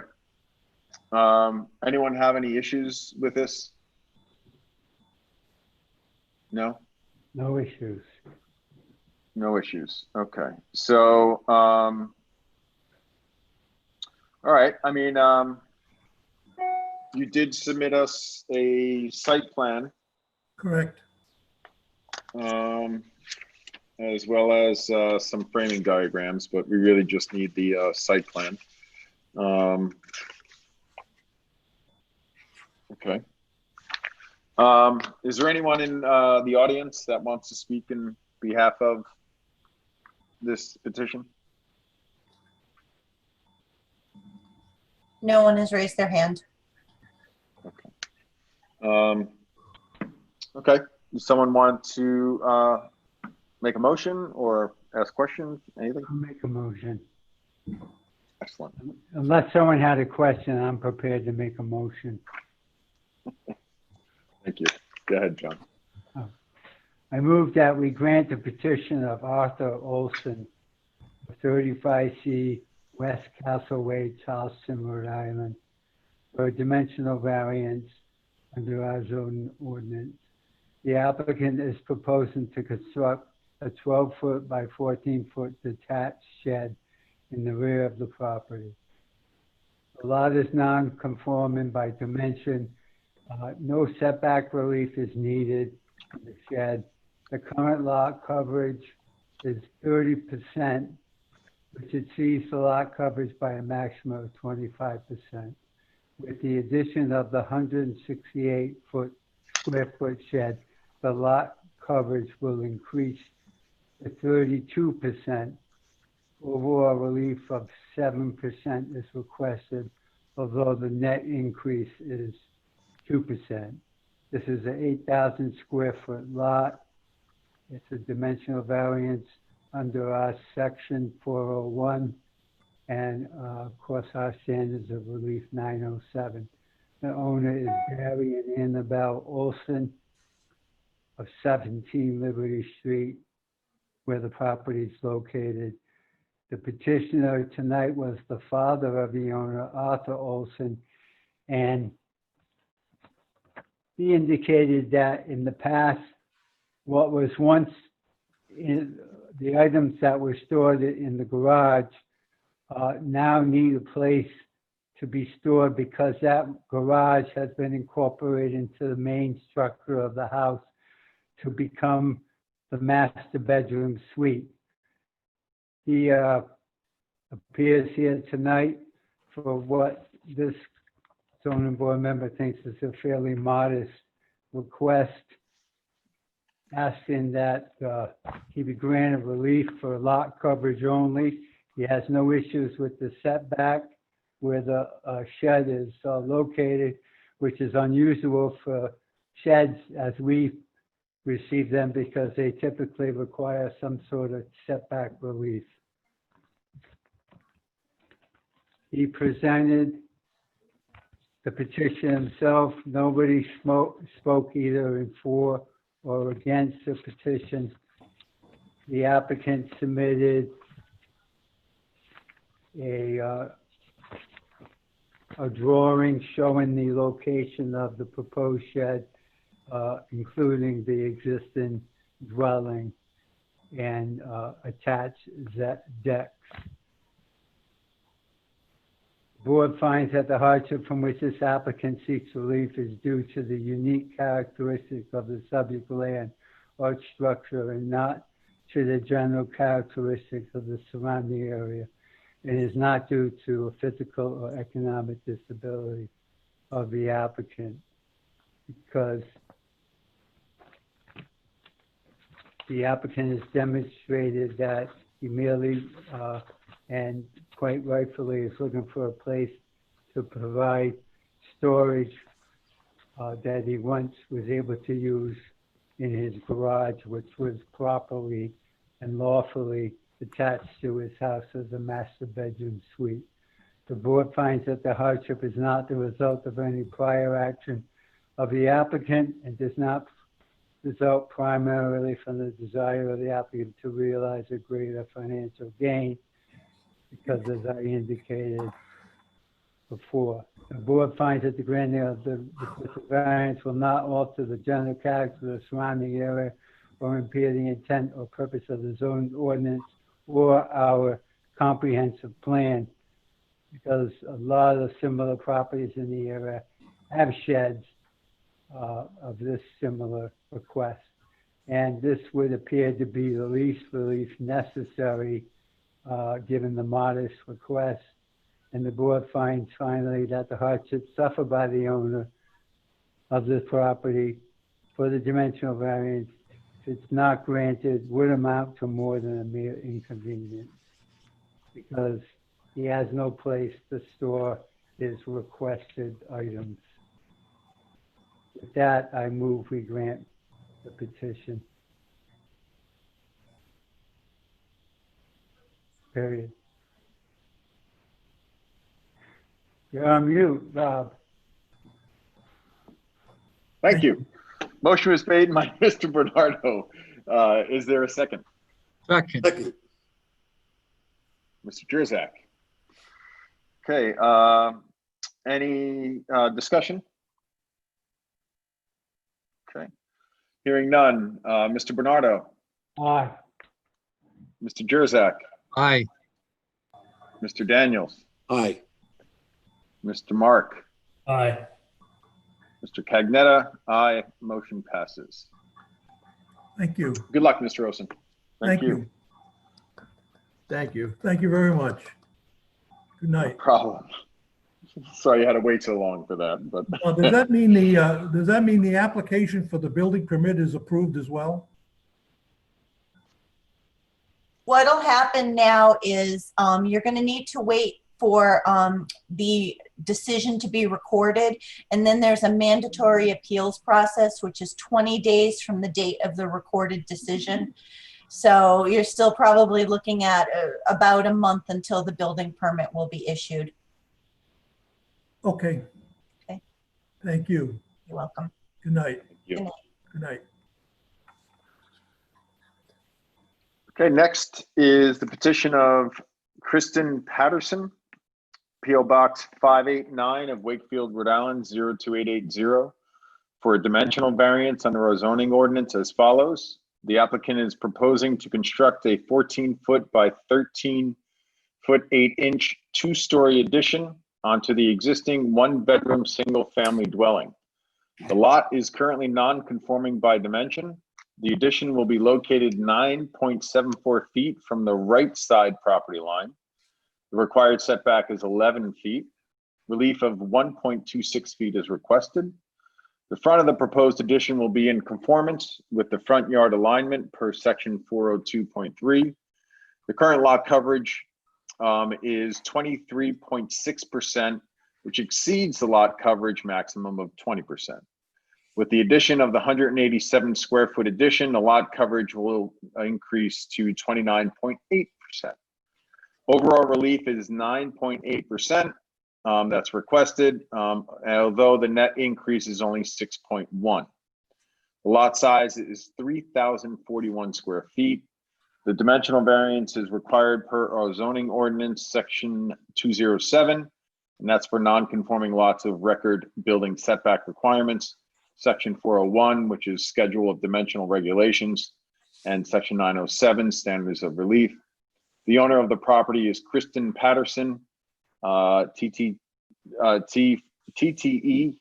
for premises located 75 Billington Avenue, Assessors Map 69-2, Lot 26, and is zoned R40. And who is here tonight for the Patterson? Mr. Chairman, it's John Kenyon again, attorney for the applicant, Kristen Patterson. As you stated, the applicant is the trustee of the trust that owns the property at 75 Billington Avenue. The lot is 3,041 square feet in size, and it's in an R40 zoning district. There's an existing one-bedroom house on the property, the property serves by public water and an Advantex 2-bedroom OWTS, which is located on the lot across the street, also owned by the applicant. The property across the street is approximately 3,500 square feet in size and contains a shed. The current house has one bedroom with a very small closet. The applicant's proposing a 1.5-story addition at the front of the house. The rear of it is on Salt Pond, so the addition is placed there to keep it as far from the pond as possible. The addition would include a bedroom on the first floor and additional closet area on the second floor. The addition would comply with the average front yard alignment rule and would meet the left side yard setback. It would require a right side yard variance of 1.26 feet, as 11 feet is required and 9.74 feet is being proposed. And the existing house has a lot coverage of 23.6%, which is over the lot coverage limitation of 20%. The proposed coverage is 29.8%. However, if the applicant was able to use the lot across the street for lot coverage, then should be well under the limitation. At this time, I'd ask that the applicant be sworn in. Okay. Ms. Patterson, could you please spell your name? Kristen Patterson, Kristin Patterson. And do you swear to tell the whole truth and nothing but the truth? I do. Thank you. So Chris, can you Okay. tell the board where you live 75 Billington Avenue, and how long have you owned that property? 17 years. And is the neighborhood essentially a peninsula with marsh to the west and Point Judith Pond to the east? I think it's just the opposite. I think the marsh is on the east side and the pond is on It's the on the west side? west side, yes. Okay. And does Billington Avenue run down the center of the peninsula? Yes, it's a private road.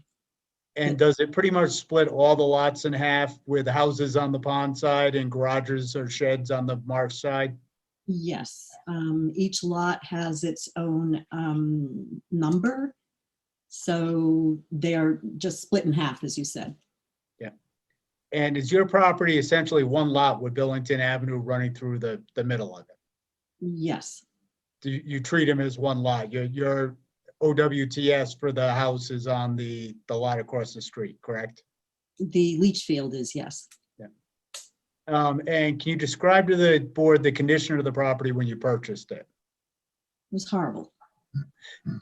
It was awful. It's on a great piece of property, nice views, but the cottage was essentially almost unlivable. Although I did live in the attic of that house for about 14 years. And was that house serviced by an old septic system? Cesspool, Cesspool? yes. And did you get a new Advantex OWTS approved and installed? Yes, in 2008. And did you file that OWTS approval with this application? Yes, And did you also file a site plan with this application? yes. And who prepared that site plan? Wes Grant's office. And since you purchased the property, did you also make improvements to the house? Yes, Can you describe the living area in the house currently? currently I have a living room with a kitchen attached to it. I have what I call a sunroom, a bathroom downstairs, and upstairs I have one bedroom and another bathroom. And does that bedroom have a closet? It has, it's a closet, but it's more like a crawl space because of the way the eave cuts into the house. And did you submit photographs of the closet to the board? Yes, I did. And now are you proposing a new addition to the house? Yes, John. And does the site plan show the location of the new addition? Yes, it does. And how big is the addition? It's 187 square feet, I think. Yes, 187.6. And can you briefly explain what will be in the addition? One bedroom downstairs, and there's a steep roof, so it will just be storage and hopefully my gym equipment and upstairs. And did you design the addition as small as possible while still allowing for the new bedroom? Yes, the new bedroom is, well, it's 13 by 14 feet. And is the new addition in the left side yard, I mean, the right side yard setback by 1.24 feet? Yes, 1.26. I'm sorry. And did you try to keep that encroachment as small as possible? Yes, I did. And does the addition require a lot coverage variance as well? Yes, it does. And was there any other way to provide for another bedroom and not increase the lot coverage? No, that's impossible. And if you were able to include your lot across the street, would you even require the lot coverage variance? No, Is there any chance you can build on that lot, or is it going to pretty much always be used along with your house lot? it's not buildable. And in the past, have you ever subdivided the property? Have you reduced the size of the existing lot? No. And can you explain to the board why you need the additional room? well, I'd like to have a second bedroom. I do have a 2-bedroom septic system, and I have my daughter and granddaughters who come and would like to stay with me, but in 1 bedroom, it's really not possible. So, and the grandkids now are 11 and 12, and they want their own room, and I don't want to sleep on the couch. So also thinking down the road, I'm not getting any younger, and having a bedroom on the first floor would be a nice thing. Thank you. I have no further questions. If the board has any questions. Just, Um, Tom Daniels. Yeah, There Mr. was a Daniels. Yep. 2017 zoning board decision, favorable decision. I assume the applicant did not act on that? Could you repeat that, please? Yes.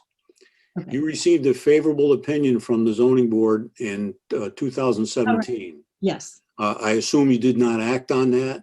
Yes, I did. time? At that time, I went up. That's why I have a 1 bedroom, Okay, all right. but not outside the footprint. Okay, gotcha. Yeah, and so I could only accommodate 1 bedroom upstairs at the time. Okay. Question, Rick Jerzak here. Mr. Kenyon, you may have already said this and I just didn't hear it. If in fact you did use the property across the street, what would be the total lot coverage percentage if you added them two together? I haven't calculated it exactly, but that lot is over twice as big. So I'm, Can I, John? yes. May I just say one thing, that that lot, it's a separate lot from the one that my house is on now. I believe that, so my lot is, I think, 69.2, and that lot across the street is 26. So I'm not sure exactly if I can consider that one entire lot. We can't. No, okay. We're just, I think the question was if you could, Oh, you still need the variance. And I think the answer is that your lot coverage would be down probably around 12% if you were to include that, because the only structure on the other lot is a shed. Is that correct, Chris? yes. Sorry, I didn't understand. Yeah. John, how, Mr. Kenyon, how is that lot restricted at the present time? In other words, I know it's not buildable, but she has her leach field on there. So obviously she can't sell her house without that lot, I would think. But what if something happened, that lot went away? I don't know what. I'm assuming the lot's in your name as well, Miss Pete Patterson? Yes. Both lots are in your name? Yes. In the trustee's name, right. No. I mean, are they linked together legally in any way? Or is these just two separate lots with is there an agreement? I hope John can answer that better than I can. Come on. Well, I believe with your OWTS approval, there is a requirement that they have to maintain the same ownership. But that whole peninsula is a little unusual in that, as Chris testified, there's all the lots along there are kind of cut in half by Billington Avenue, which was a private road. And maybe when it was created, they were all considered one lot, but when they're now considered two separate lots with the road cutting them in half, basically. So all the houses are on the pond side of the road, and then they all have land on the other side where they have either sheds or garages or something like that. Right. But Billington Avenue right now is a public road or a private road now? It's a private road. Private road still. Okay. Yeah, Rich, maybe I can, we had pulled up the original recorded plat map for that area. And when that was platted out, Billington Avenue as a road, they actually assigned separate lot numbers for each side, even though they were technically owned by the same person. They assigned separate lot numbers, and the tax assessor since that time has maintained distinct lot numbers for each of those, although they are technically under the same ownership, and Billington Avenue simply splits them. Mr. Kenyon or Ms. Goins, excuse me, I can hardly talk today. All right, if it's a private road and you own each side of the private road, don't you own to the center of the road? Are you asking me that? No, I'm asking our two legal wizards. Oh, okay. Yeah. Who I owns the don't, road? Who owns the road? Someone's got to own the road. If there's no homeowners association, is it? No. I mean, it almost seems like we don't even have a question here on the percentage, because if she owns both sides of the road, it not be said that both should be combined to get the percentage. But, hey, go ahead. I think technically you're correct that with a private road, you might own to the middle of it. But with the way this has been set up over the years, it's been on the tax assessor's maps as two separate lots with the private road running through the middle of it. So I don't think we could use it for lot coverage requirements, because just the way it's set up, it wouldn't be allowed under the ordinance. I don't know. I have to agree with that. This is Amy. Okay.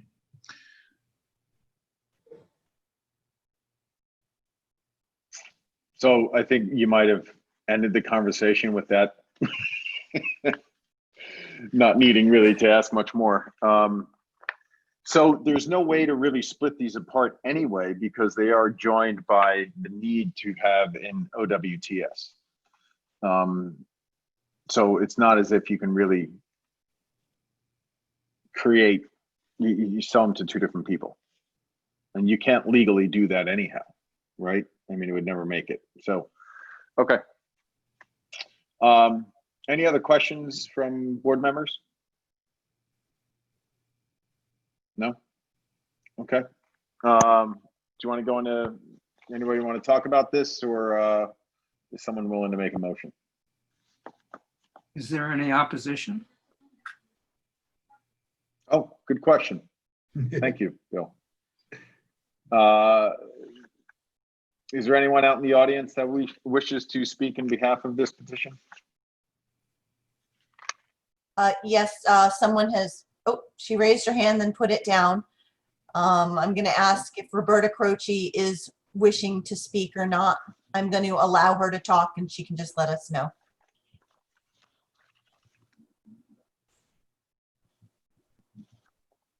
Yes, please. Croce, okay.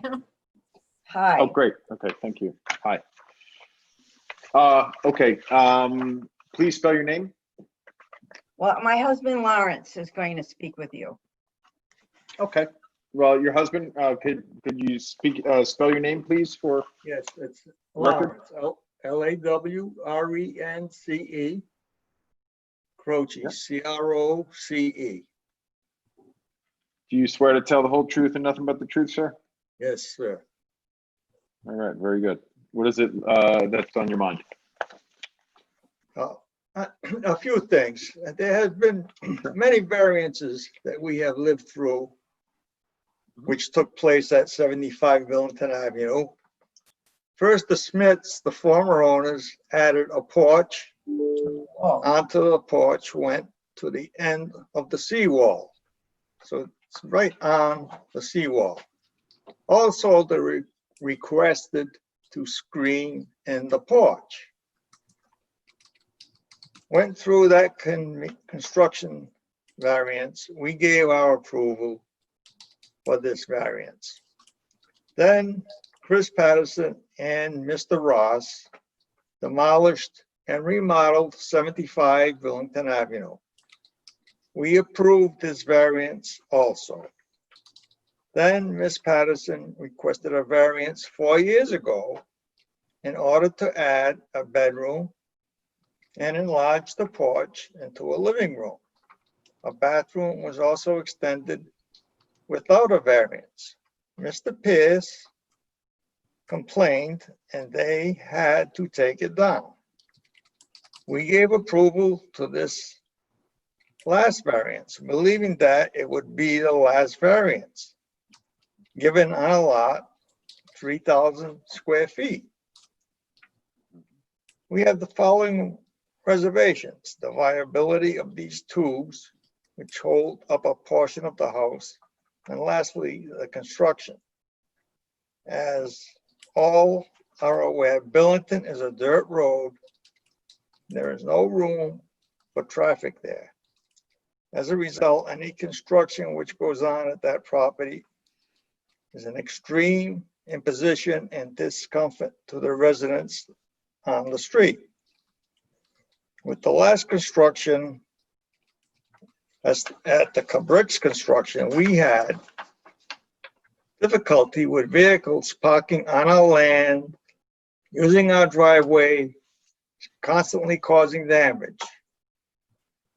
We are old, and now we feel that this property has been given consideration and allowed many variances. Variance has been given to the left, variances have been given to the right, variances have been given toward the water. We are concerned that the seawall is old and may not be up to the trauma of construction, because the house is constructed on the seawall, part of it. The noise and traffic well, it's a long story, but I went into heart failure from all the stress of the noise and construction going on. Therefore, due to the noise, stress, and deviation of the norm on a non-conforming property, I vote against this variance. Because of the safety. Because of the safety, we are uncertain as to the innovation. Foundation of the basement is already filled with sand. There'll be increased traffic on the street. It's difficult to park on this private road, and many variances have been given. Construction on this road has occurred too much, too often. Also, in the winter, the dirt road and the traffic creates a huge crater just before my driveway at 59 Billington Avenue. It's a large puddle. And Miss Patterson's friend, who drives a couple of fancy sports cars and a nice truck, he gets very aggravated when he goes through the puddle because his vehicles get dirty. That is not my problem.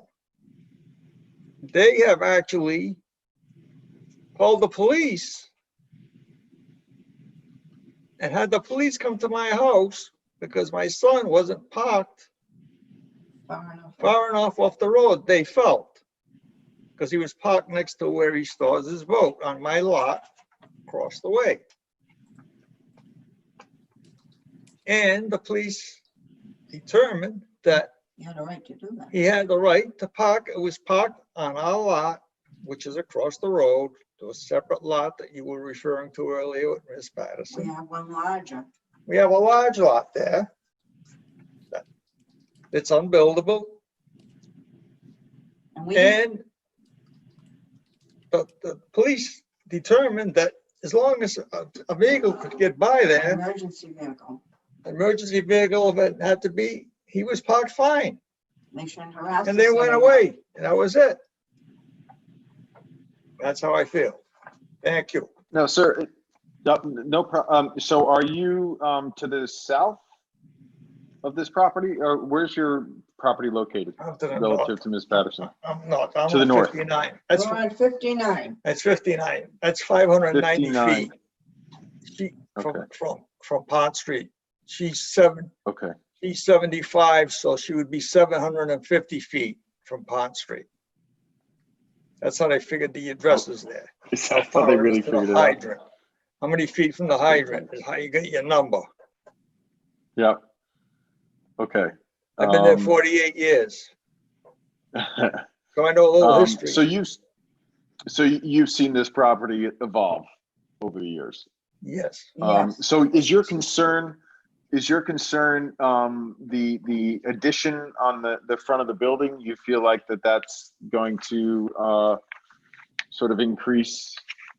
Well, Increase traffic, for one thing. there are going to be additional people. Ms. Patterson has her sister and her husband there with their boat, so they're an additional family. That's fine, family should visit. And Hang on, Roberta, hang on. If you're going to, I need to swear you in and get your name if you're going to speak. That's fine. Yeah. So spell your name, please. Roberta, Roberta, Croce, Croce. And you swear to tell the whole truth and nothing but the truth? Yes, I do. Okay, great. So I'm sorry. Go ahead. I had to Well, make sure I swore you. just not to have difficulty, but the road is such.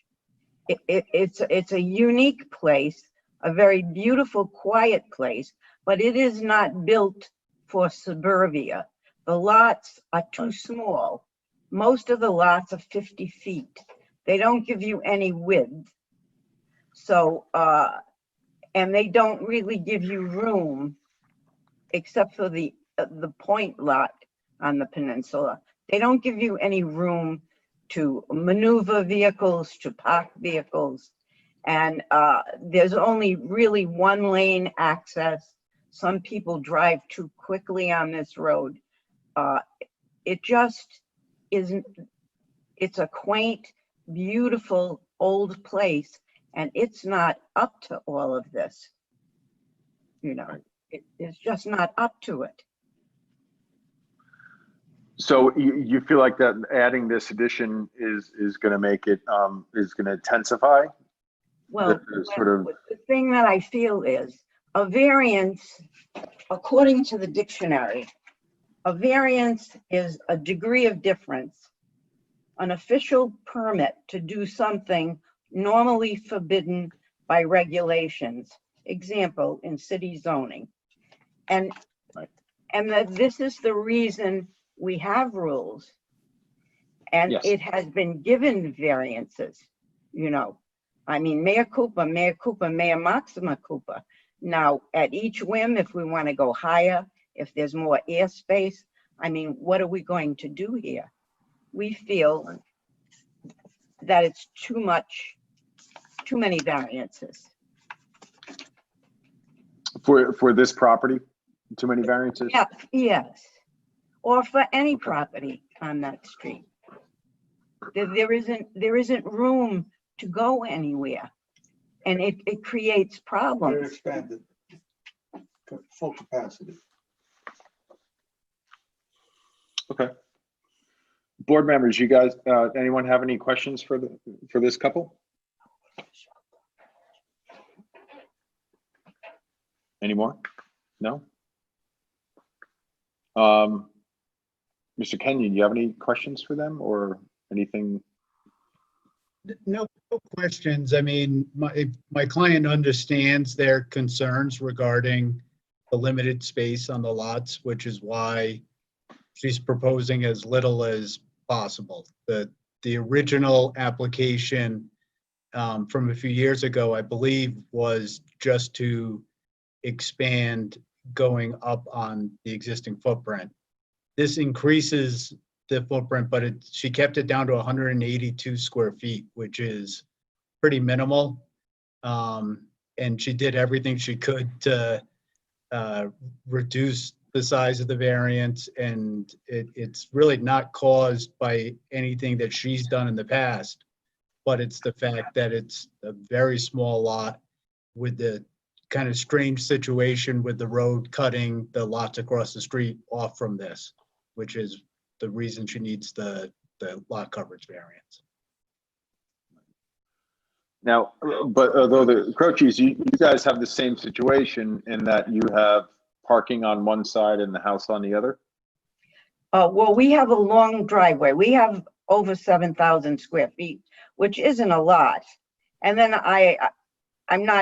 the lot across the street is about half the size of that, which works well for parking, but we can park our vehicles in the driveway because I think it's much deeper. We can really park three vehicles in our driveway. And we also have the lot across where we park a boat when it's off season. And there's room, it's a little, like a little parking lot. And The how whole many houses are, Please? how many houses are out there? 7. Out on this point? 7. Okay. And each lot is a little bit different in size, and house Yes. size Yeah. is a little different for everybody. Yes. So is this one, is adding this 183 square feet, you think it's gonna, make more people kind of show up and? Sure. Well, it already has. That's what created a little bit of the problem, I think. But the problem was there even when Cabrick next door, who have 100 feet, but the construction is so on that lot, there are no place for the construction workers to go. So they're all over your property. They were there until 8 o'clock at night. I think Chris remembers that night. My husband went into heart failure. It was at 8 o'clock at night, very hot. They never stopped. There's nowhere to go. Yep. It's sort of unworkable. Can I speak? Yes, certainly, of course. No. That's your right. So Kristen, so hang on, so John and Kristen, how you manage the site now, how much parking do you have, let's say, across the street? She's talking about Kristen, I guess I'll ask this too. Yes, okay. Well, I have a gravel driveway that I've always had that I can put 2 cars. Right next to that, I have a grassy area where I can put 2 more cars if necessary. I'm just talking about if they're construction workers. And to the right of my gravel driveway, I have kind of a big empty lot where I could probably fit 3 cars or trucks if I had to. But that's not what I do. I live here by myself. This guy with the fancy cars that she's talking about, she really doesn't know what she's talking about. And am I still there? Yes. Yes, go ahead. Okay, and obviously there have been some points of dissension between the Croces and myself. However, I have received nothing but good wishes from the rest of the people in the neighborhood. It's just that I didn't ask them to write a letter or come to the meeting. The Croces were the only ones to come because they wanted to complain. The other people have been very kind. And I love them. Well, I am only bringing this up now because we did get 1 letter of support. Is that correct? We had 2 letters, Mr. Chairman. 2 letters of 2 letters. support. Okay. One of them from Bill Sikoff. Is that correct? Sykoff, yes. Yes. Yes. Sykoff. Okay. To paraphrase, he said, I would like to state that I have no objections or concerns about the scope of work plan and support her application for the zoning relief requested. And I'm sorry, I thought I printed out the other one, but Sure. The other one is, go ahead. It is from Paul and Pauline Boutte, maybe? Oh, nice. And it says, we have no objection to the request by Ms. Patterson per the attached public hearing notice. And I've had nothing but good lucks from Phil Corton down at the end and the people, well, everybody. Excuse me, So- Jen, what were the addresses of those 2 support letters? Was it neighbors abutting? 1 second. He's at, Mr. Sikoff is at 83 Billington. He's the one that if anybody was going to be bothered by it, it would be him, because his property abuts mine. He would be the only one, except Phil Corton, who lives down the end, who would even have to drive down past my house. I mean, they're the only ones that would see it, and they're my immediate neighbors. And the, Mr. Mark, the Bouttes, they're not saying what their actual address is on Billington, if it is even on Billington. Well, they're not in Billington. They're in the back. Wait a minute. They're the ones. Yeah, they live in Montauk. They don't live here, but anyway, Okay. so. And I'm sorry, Sandra, that this happened. I'm sorry that you felt you had to get to this point. I'd like to make sure that you're going to. I would like to speak. May I Yep, speak? hang on. But I think it's making sure that the concerns that you had for off-street parking during construction as well as during the use of the property is satisfied. But yes, go ahead, Roberta, please. The other letter of support, they are not residents of that dirt road. They live across the marsh. Okay. 1,000 feet away. They're 1,000 feet away, and Mr. Sikoff will be, that's very lovely of them, will be the one most affected, but there is nowhere to park there. So the workmen gravitate toward our property, and I don't want to be petty or difficult. I am not. But I am just telling you They will what not be parking is going to happen. on or near your property, Sandra. So, but there seems to be parking across the street of her lot, and on the plan here it shows a gravel driveway as well as some open space outside of the septic system. So you're saying they would need to park on your property if they're building on Ms. Patterson's? They don't have to, but they do. That's what they do. She knows she had trouble, the same problem with Cabrick's house. And Cabrick had to put a new gravel driveway in for her. So, I mean, let us not speak the truth. And the other thing is, do you agree there have been so many variances? I mean, if the law is made, is it not made for us all? The role of our zoning board is to allow those to come forward for variances as long as it suits our criteria. So they can come back as often as they like. So they can keep on remodeling the property ad infinitum?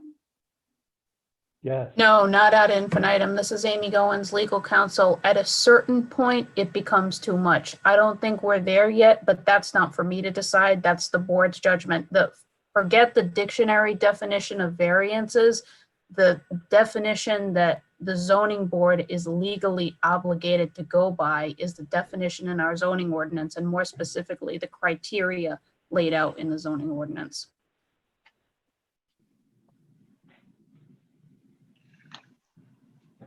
So I mean, I hope that helps because we're trying to be considerate of all the issues that are involved in the petition because we take each one at their merit. And it's not necessarily basing it off of previous approvals.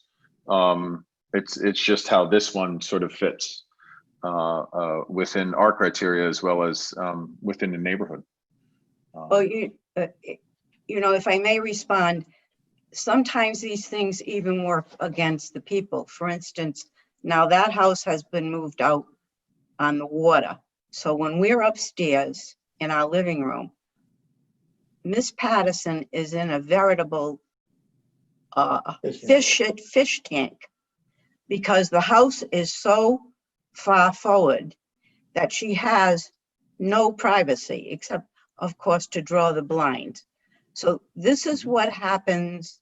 I see it here happen on Marco Island too, when uniform codes are disturbed. And I think that we've said enough. She has legal counsel. I'm sure he's far more eloquent and skilled than we are.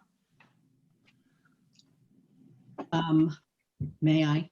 Okay. Yeah, please. Okay. Go ahead.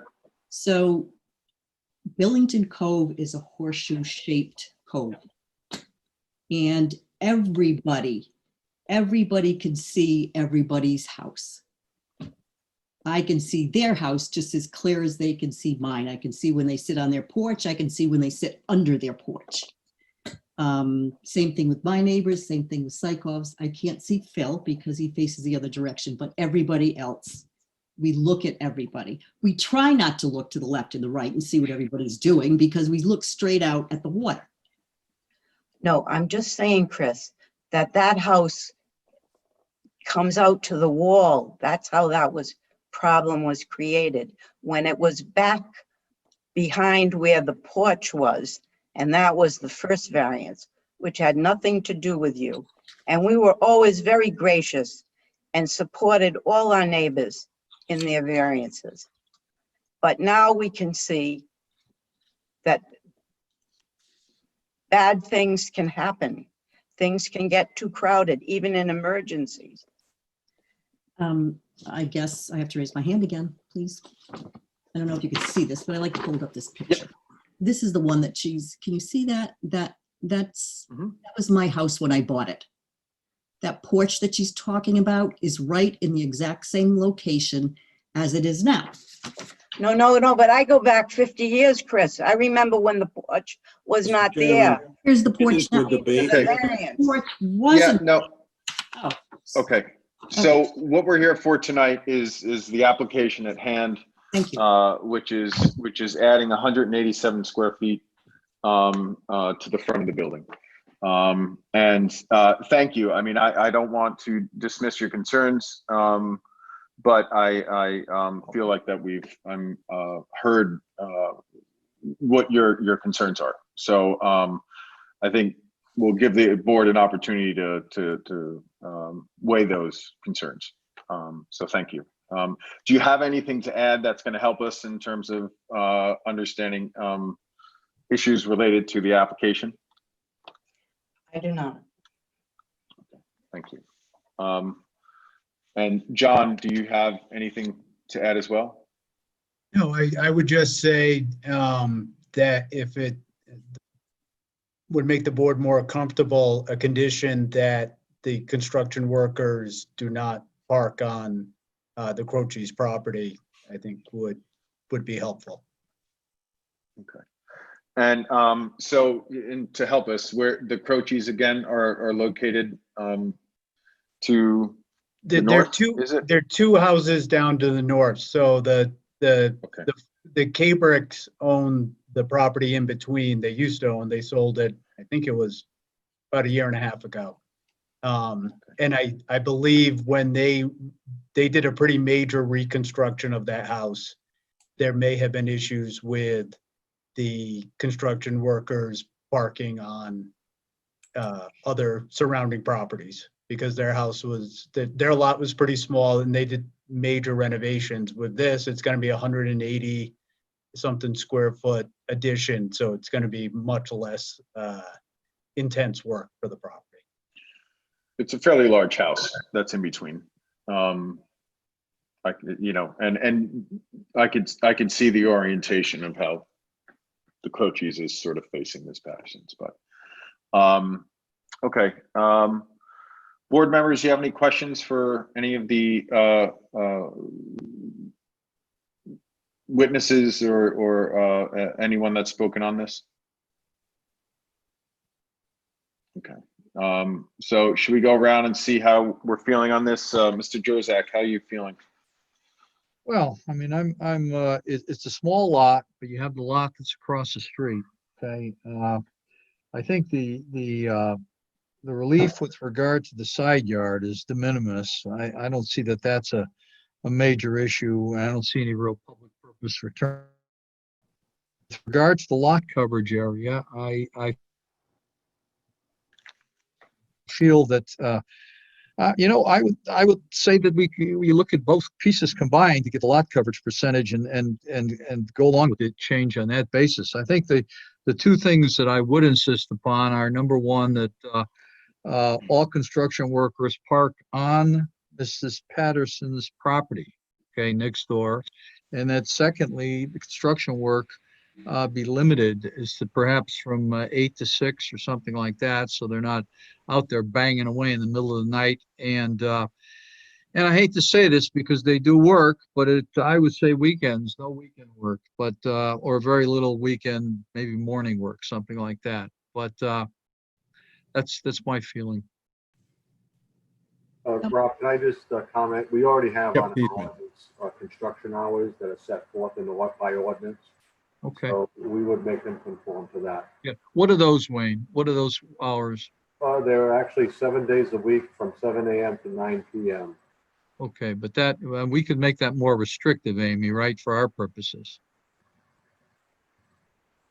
You know, you could, but you could do that on every application. And I question why this property is so different than any, I mean, nobody wants to be bothered by construction. That's a fact of life, right? So, you know, I don't know. I would just, you could Yeah, legally do it, but is it wise? In my old age, I'm trying to be accommodating, and May I? It's not a bad thing. Would you mind? I feel the same way that you do, Mr. Jurzak. I don't want them here on the weekends, and I don't want them here really before 9 or after 5, to be honest with you. So if you want to put that in, that would make me happy as well. Okay. Well, let's see how we're all feeling. But thank you. So Mr. Mark, what do you think? I wholeheartedly agree with Mr. Jurzak. And I agree, just, I guess, staying away from the Croce's property is probably the best thing you could do. Mr. Daniels. I'm very familiar with this area. It's a unique area. It's a lovely little area, I must say. And especially moved by the applicant's testimony about keeping the construction vehicles on the open lot across the street. I think she testified that there's room for maybe 6 vehicles over there. And to me, that would seem to be the major criteria of the objector's position, was the construction and the construction vehicles. So I'm moved by that. And frankly, I don't have any problem with the application. Okay, thank you, sir. I just also want to mention that, and I think they were included in the record, that there were 2 favorable opinions, one from the abutting property owner. So. Correct. Mr. Bernardo. I don't have anything new to add. I agree with some restrictions to accommodate the Croce's concerns, specifically about the parking on their property. But let's face it, it's a narrow road. You can't do anything about it. That's part of the charm of this location. So I would approve it with that condition. Okay. And Mr. Rosen. I think it's been said by the others. I agree with all of what the board has said, so nothing more to say. Okay. Well, I mean, I would agree too. And I think, you know, being someone who's in construction, I understand of being respectable to the neighbors. This is a fairly small project. I can't imagine that you're going to have the flurry of activity that you would on a house to the north of that, which seems to be a 3-story, fairly large building. So I would expect the duration of 187 square feet to be, you know, a matter of, you know, several weeks, you know, more, not so much months. So I don't particularly have a problem with the request. It is a very unique neighborhood, and the fact that it is split by the road, the lots, and you can't build on the one across the street makes me consider it, as Mr. Jurzak said, sort of, you know, one. So would someone like to make a motion one way or the other? Yeah, I'll go ahead. Okay, Mr. Daniels, please. Motion to approve the petition of Kristen Patterson, P.O. Box 589 Wakefield, Rhode Island. The property is located at 75 Billington Avenue, Assessor's Map 69.2 or -2, Lot 26, and is zoned R40. The applicant spoke at hearing along with her counsel, and she's seeking relief of 9.74 feet from the right side property line. That's a required setback of 11 feet. So she's actually seeking relief of 1.26. The addition will be located 9.74 from the right side yard line. And also, since the addition will exceed the lot coverage minimum of 20%, she's seeking relief of 9.8% and a net increase of 6.1%. So Miss Patterson spoke about the reasons for the dimensional variance, and that is that she wishes to add a second bedroom to accommodate her daughter and granddaughter. It's a one-bedroom home currently. The OWTS is approved for 2 bedrooms, and she also testified as to the concerns about construction and construction vehicle parking. She indicated that there is ample parking across the street on an adjoining lot owned by the applicant as well, and that that lot can accommodate probably 6 to, I believe she said, around 6 vehicles. So that should eliminate any concern about the traffic that might be increased on the street due to construction. It should be noted that there were 2 people that sent letters in support of the applicant. None of them appeared at hearing, but both letters are part of the record. The Croces, Roberta, and Lawrence spoke in opposition to the request, and their main concern again seemed to be construction vehicles and the fact that the applicant has been granted previous variances, which the board finds is not a criteria certainly for denial of this particular application. And we find the board finds that the applicant did counter those specific objections to our satisfaction at this time. The following materials were entered into the record: the site plan, the application, the locus, the area, the objectors' information, and the applicant's neighbors that also supported the application were part of the record. The record was made complete. The board finds that the hardship from which the applicant seeks relief is due to the unique characteristics of this particular piece of land and not to the general characteristic of the surrounding area. And it's not due to a physical or economic disability of the applicant, because the lot is unique. The front of the lot, that would be to the west side, I believe, borders on the seawall to Point Judith Pond. And the rear of the lot is right up against the roadway. So the only real place for this particular addition is where it is to be located, which I believe would be the east side. So there's really no other place to put the addition. It couldn't be put across the street because it would not be contiguous, and it would be out of character to put a bedroom across the street for sure. So for that reason, it is due to the unique characteristics of this particular lot.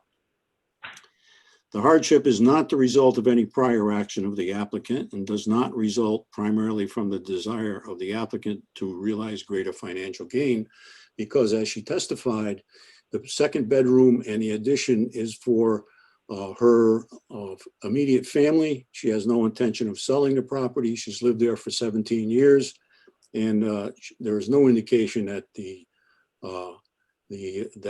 addition is for financial gain.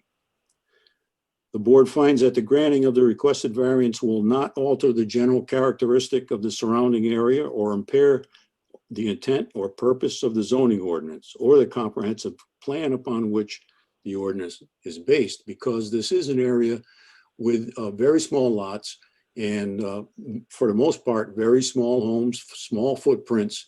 And this is certainly in keeping with the area of which I know I'm very familiar with, so I can state that this is certainly in keeping with the surrounding properties.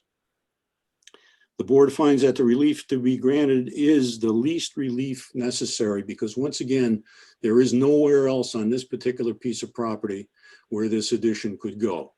The property is up against a seawall on one side, a roadway on the other side, and the only possible place for this addition is where it's depicted on the site plan. The board finds that the hardship suffered by the owner of the subject property, if the dimensional variance is not granted, amounts to more than a mere inconvenience, because once again, the applicant desires to use her property and maintain a second bedroom for her family and her relations, and this is the only situation which will allow for her to have that use of her particular property. There were some conditions mentioned, and I hesitate to put any conditions on with regard to the construction of this addition, but I will add one condition, that the construction vehicles associated with the addition on this property not be parked on the Croce residence, the objector's property, nor any other property along Billington Road. They will strictly be parked on the property owned by the applicant. And with that, I move passage. Thank you, Mr. Daniels. Can I get a second? Second, Mark. Second by Mr. Mark. Is there any discussion? Hearing none. Mr. Daniels? Aye. Mr. Mark? Aye. Mr. Jurzak? Aye. Mr. Bernardo? Aye. And Mr. Cagnetta? Aye. The motion passes.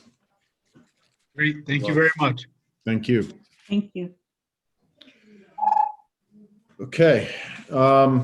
We have two more petitions and about 18 minutes till 10 o'clock. So we'll do our best to kind of get through the Kozak, but I know that there are a couple of opposition letters to the one following. So we'll do our best to get through to see if we can get it started or not before 10. So this is the petition of David J. and Cheryl A. Kozak of 31 Hunters Ridge, Rocky Hill in Connecticut, 06067. They're looking for a dimensional variance under the zoning ordinance as follows. The applicant is proposing to add a second floor dormer to the existing 1,740 single-family dwelling. The lot and building are both non-conforming by dimension. The proposed second floor dormer will be located in the front of the existing structure, which is within the front yard setback. The dormer will be located 11.3 feet from the property line. The required front yard setback is 25 feet. The relief of 13.7 feet is requested. Lot size is 0.2 acres. Dimensional variance is required per our zoning ordinance, section 207 and section 907. The owners of the property are David J. and Cheryl A. Kozak for the premises located at 18 Ocean Avenue, Assessors Map 93-4, Lot 28, and zoned R20. And who is here for this petition? I am. David. Victorian. Okay. Hi there. Yes. And Mr. Kozak as well. Okay. And Laura, you're going to be speaking in behalf of the client? I am. Okay. So state your name, spell it, and My name is Laura Krikorian, Laura-Krekorrian. and you swear tell the whole truth, nothing but the truth? I do. Excellent. So go ahead. So as I stated, my name is Laura Krikorian. I am an architect licensed in Massachusetts, Connecticut, and Rhode Island. And my office is at 40 Main Street right here in Wakefield. I'm here tonight with my clients, Dave and Cheryl Kozak. They are the property owners of 18 Ocean Avenue, Plat 93-4, Lot 28. This is an 8,446 square foot lot. It's in an R20 zone, and it is a substandard lot of record. This lot does have an existing 3-bedroom house on it that has a 3-bedroom septic system. The house was built in 1740, so it was built well before there were any kind of zoning laws in place. It was built well before there were any building code requirements for headroom clearances or anything like that, and it was built well before there was even indoor plumbing. So it is also a kind of neat property because it's a meticulously maintained and restored home, and the client doesn't want to knock down the house. They don't want to raise the roof. They just want to add some dormers to increase some headroom on the second floor of the house. It does have its original old proportions, timber framing, and a lot of details from when it was originally built. So we really were working hard to not disturb much of the existing house and to try to maintain the look of the existing house. We are here tonight for a front yard variance. When the house was built in 1740, it was placed much closer to the road, much closer to the front property line than is allowed today. The house is approximately 10 feet to the property line in the front. There's also a bump out towards the street that is approximately 8 feet to the property line. But that's where the house exists today. So with our proposed work, what we're proposing to do is add a couple of shed dormers on each side of the main ridge of the house that will project further towards the street. But we did work hard again to try to manage the layout, to try to make the dormers look smaller. We stepped them back from the street so they don't go all the way out to the front wall of the house. They do step back a bit. And that way we were able to maintain the look of the existing gable on the front street side as well. So those dormers, when they're set back from the front face of the house, will be 11.3 feet from the property line. So we are requesting 13.7 feet of relief in order to add them. The reason we need these dormers on the second floor is to create some more clear headroom up on that level. When the house was built, it was built with a single ridge down the middle, and the rafters slope down to each side. And the only clear headroom is down the center of the house, which is approximately 4 feet wide. The clearance, even at the top of the second floor stair, it only meets the building code clearance requirement because there is a skylight at the top of the stair that cuts out part of the rafter in the clear area that's required by today's building code requirements. So, and there are also some clearance requirements in the existing second floor bathroom. I think the shower is only 27 inches wide, and it's an odd L-shaped space. There are some clearance requirements that we don't meet in front of the toilet. So the bathroom is a bit of an odd shape as the ceiling slopes down on each side to the side walls of the house. So with these dormers, we're hoping to clean up the second floor layout a little bit and actually manage the clear headroom requirements in the bathroom and the hallway area. There also at the top of the stair is a small area that will take you out to a second floor deck. There's a door there, and you actually have to duck down under the rafters to get around to where the door opens out to the second floor deck. So that would allow us clear headroom in that hallway area as well if we're allowed tonight to add these dormers to the house.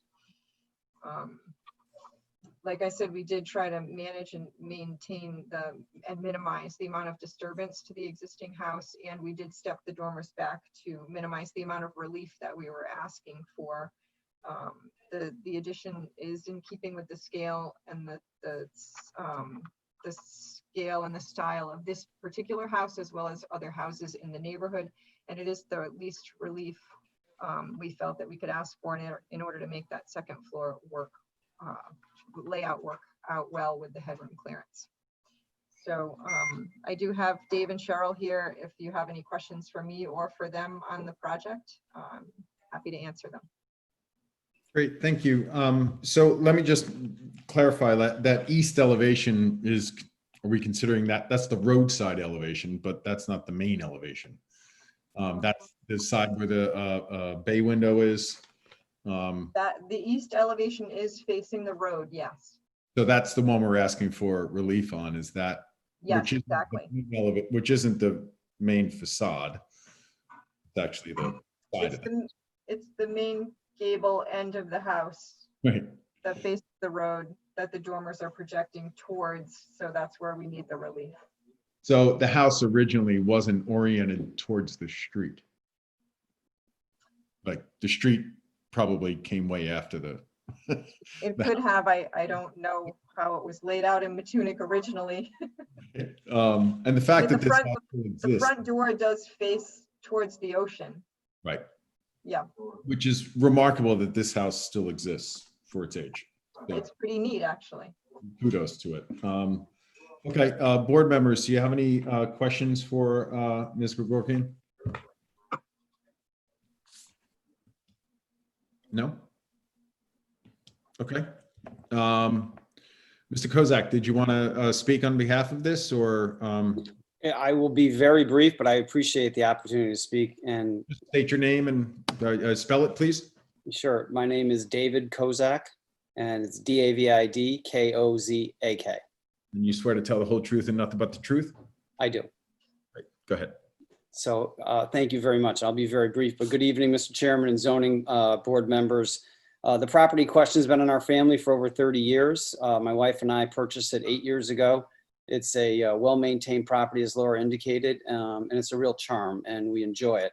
Approval of the variance tonight, if you vote favorably, will allow for additional headroom, in particular on our second floor. I'm not a big guy, but I too have to deck going down the hallway, taking the turn and ducking my head to go outside onto our outdoor deck. And, you know, it has become a safety and hazard issue for guests that we have. We own the home, we do not rent it, but for guests, it's important. We have to remind people as they come off the deck to duck your head. So without further ado, my wife and I thank you for your time this evening. I know it's been a long evening, and we respectfully request favorable consideration of our application tonight. Great. Thank you. Any questions for Mr. Kozak? No? Okay. Do you have anyone else that you wanted to bring forward? No. Anyone in the audience have any concerns, questions? Otherwise?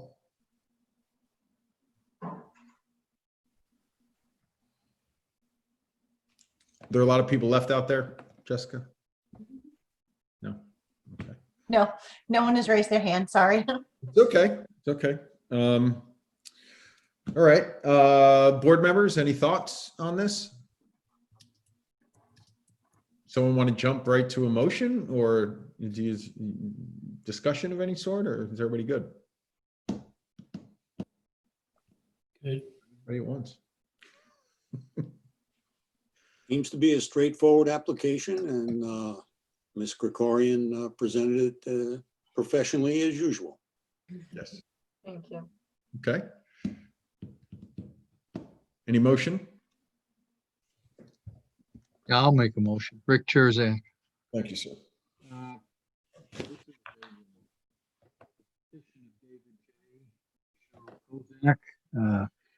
This deals with property located at 18 Ocean Avenue, South Kingstown, Rhode Island. I guess it's Matunic. Basically, today the Kozaks were represented by Laura Krikorian, architect. Okay, but Mr. Kozak, David Kozak, spoke as well. He explained, as did Laura, what they're looking for. Explain the history of the house. Rick, Sorry, it's Amy. Can't hear me? When you turn away, the mic gets very And- quiet. Okay, okay. The general condition of the house, all right? And what they're basically looking to do is take care of some problems upstairs with regard to this variance, all right? A headroom concern, all right? And what they want to do here is that they want to build I guess it's two dormers, I guess, or one dormer, I guess two dormers, okay, within the footprint of the house that's existing right now, except it'll be on the second floor. But in order to do that, because the home is built so long ago, the house is built too close to the property line than what is allowable by present zoning. So what they're looking to do is the new dormer will be located 11.3 feet from the front property line. Their front yard setback line is 25 feet, so relief 13.7 feet is requested, okay?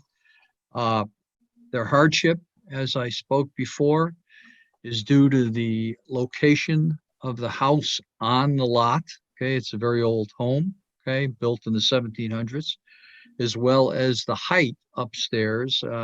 Mr. Kozak is tired of hitting his head, and it is a dangerous situation for visitors, okay? And it is something that should be taken care of, okay? This condition is not the result of any prior action on the part of the Kozaks. For that matter, they are certainly much younger than being around when this house was built, okay? I'm not sure anyone is around. I'm sure no one's around, okay? This variance will not, okay, alter the general character of the surrounding area. If anything, it will make it nicer in the surrounding area, okay? It is clearly the least relief that is necessary due to the fact that they want to raise the height, and they are going to great lengths to try to maintain the historic nature of the home, okay? And if we do not allow this, okay, if it is not granted, it will result in more than a mere inconvenience, okay, because this fairly dangerous situation will not be taken care of, okay? I would like to make part of the record the plan, all right? And I'm going to try, Amy, to read this and talk into the microphone. I got to find out what's with this microphone of mine here. Town of South Kingstown site plan for addition prepared for, oh, that's not it. Wrong one. Here it is.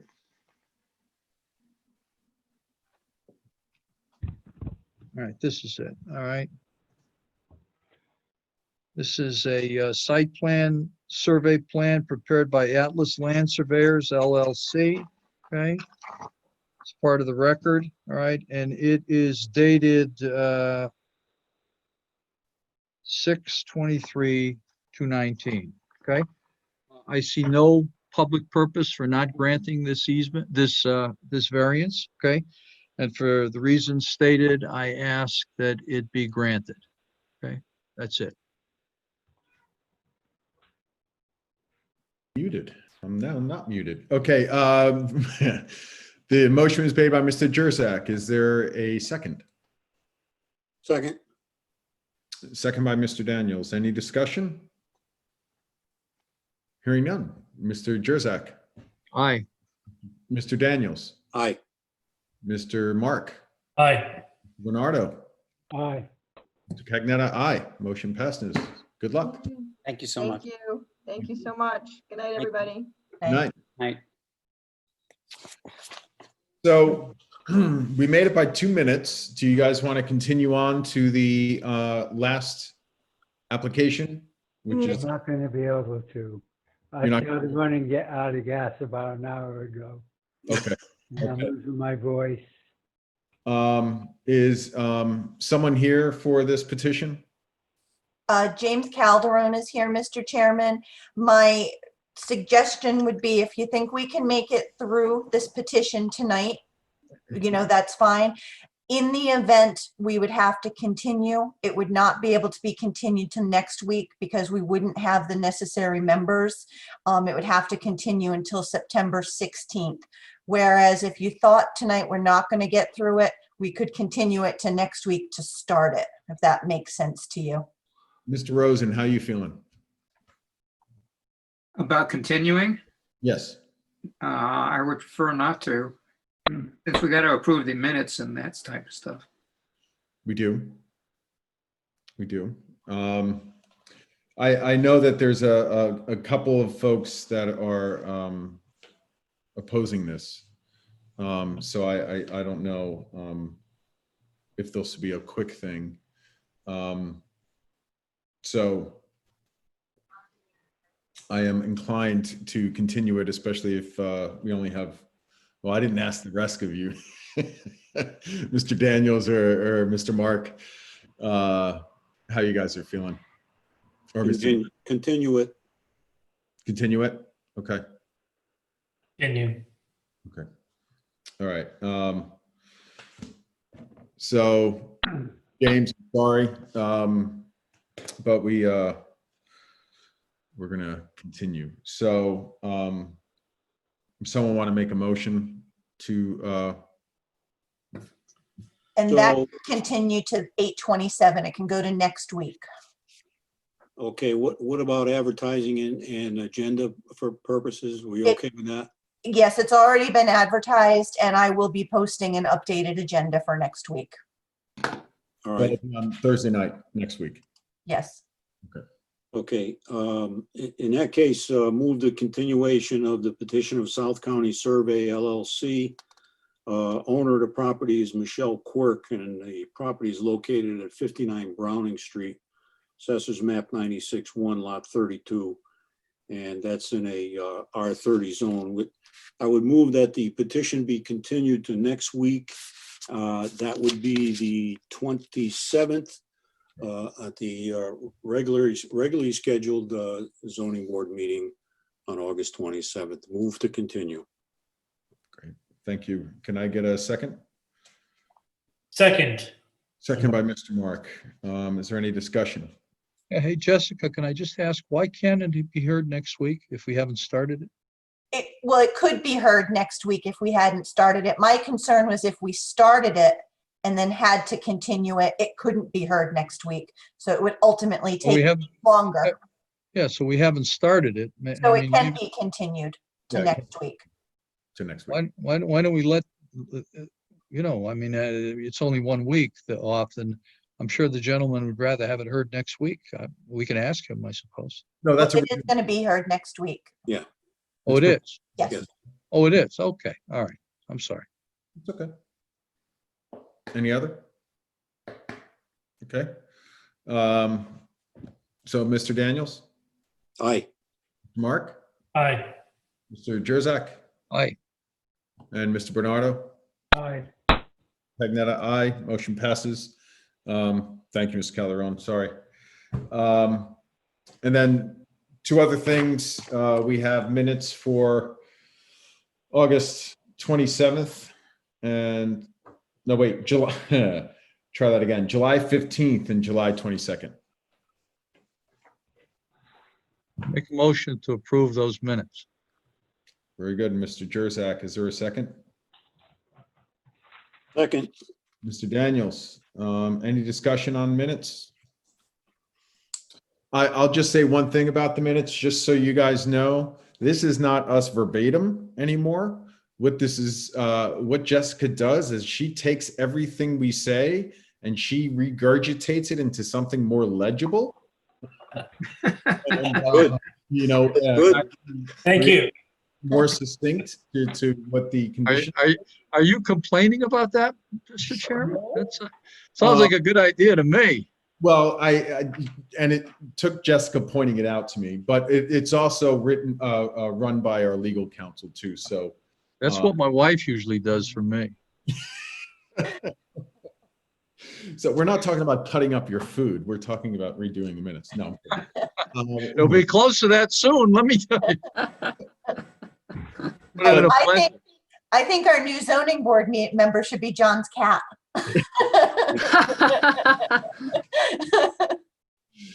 So, but no, the minutes do read a lot better. So thank you very much, Jessica, for doing it that way, and Amy as well. Thank you both. Yeah, the credit goes to Jess. It takes a lot of work. It takes more work to do it the way Jess has done it now with summarizing it and making it succinct. And now it's not like a duplicative of the transcript itself, right?